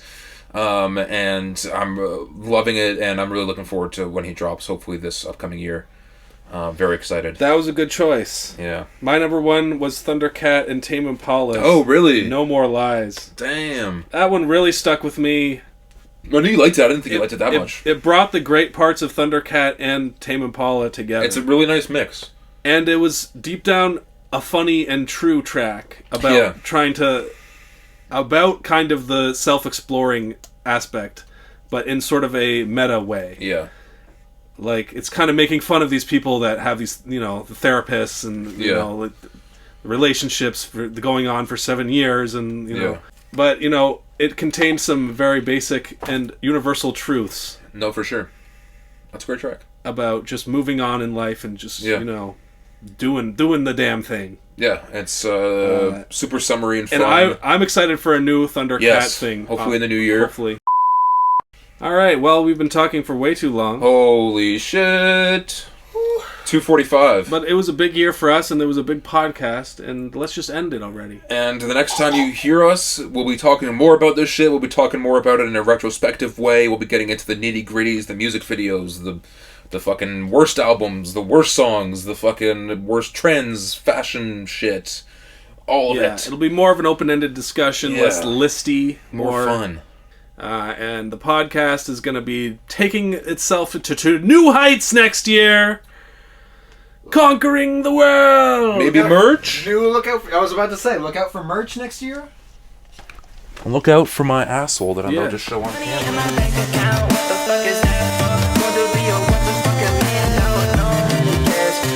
Fucking know. I can't even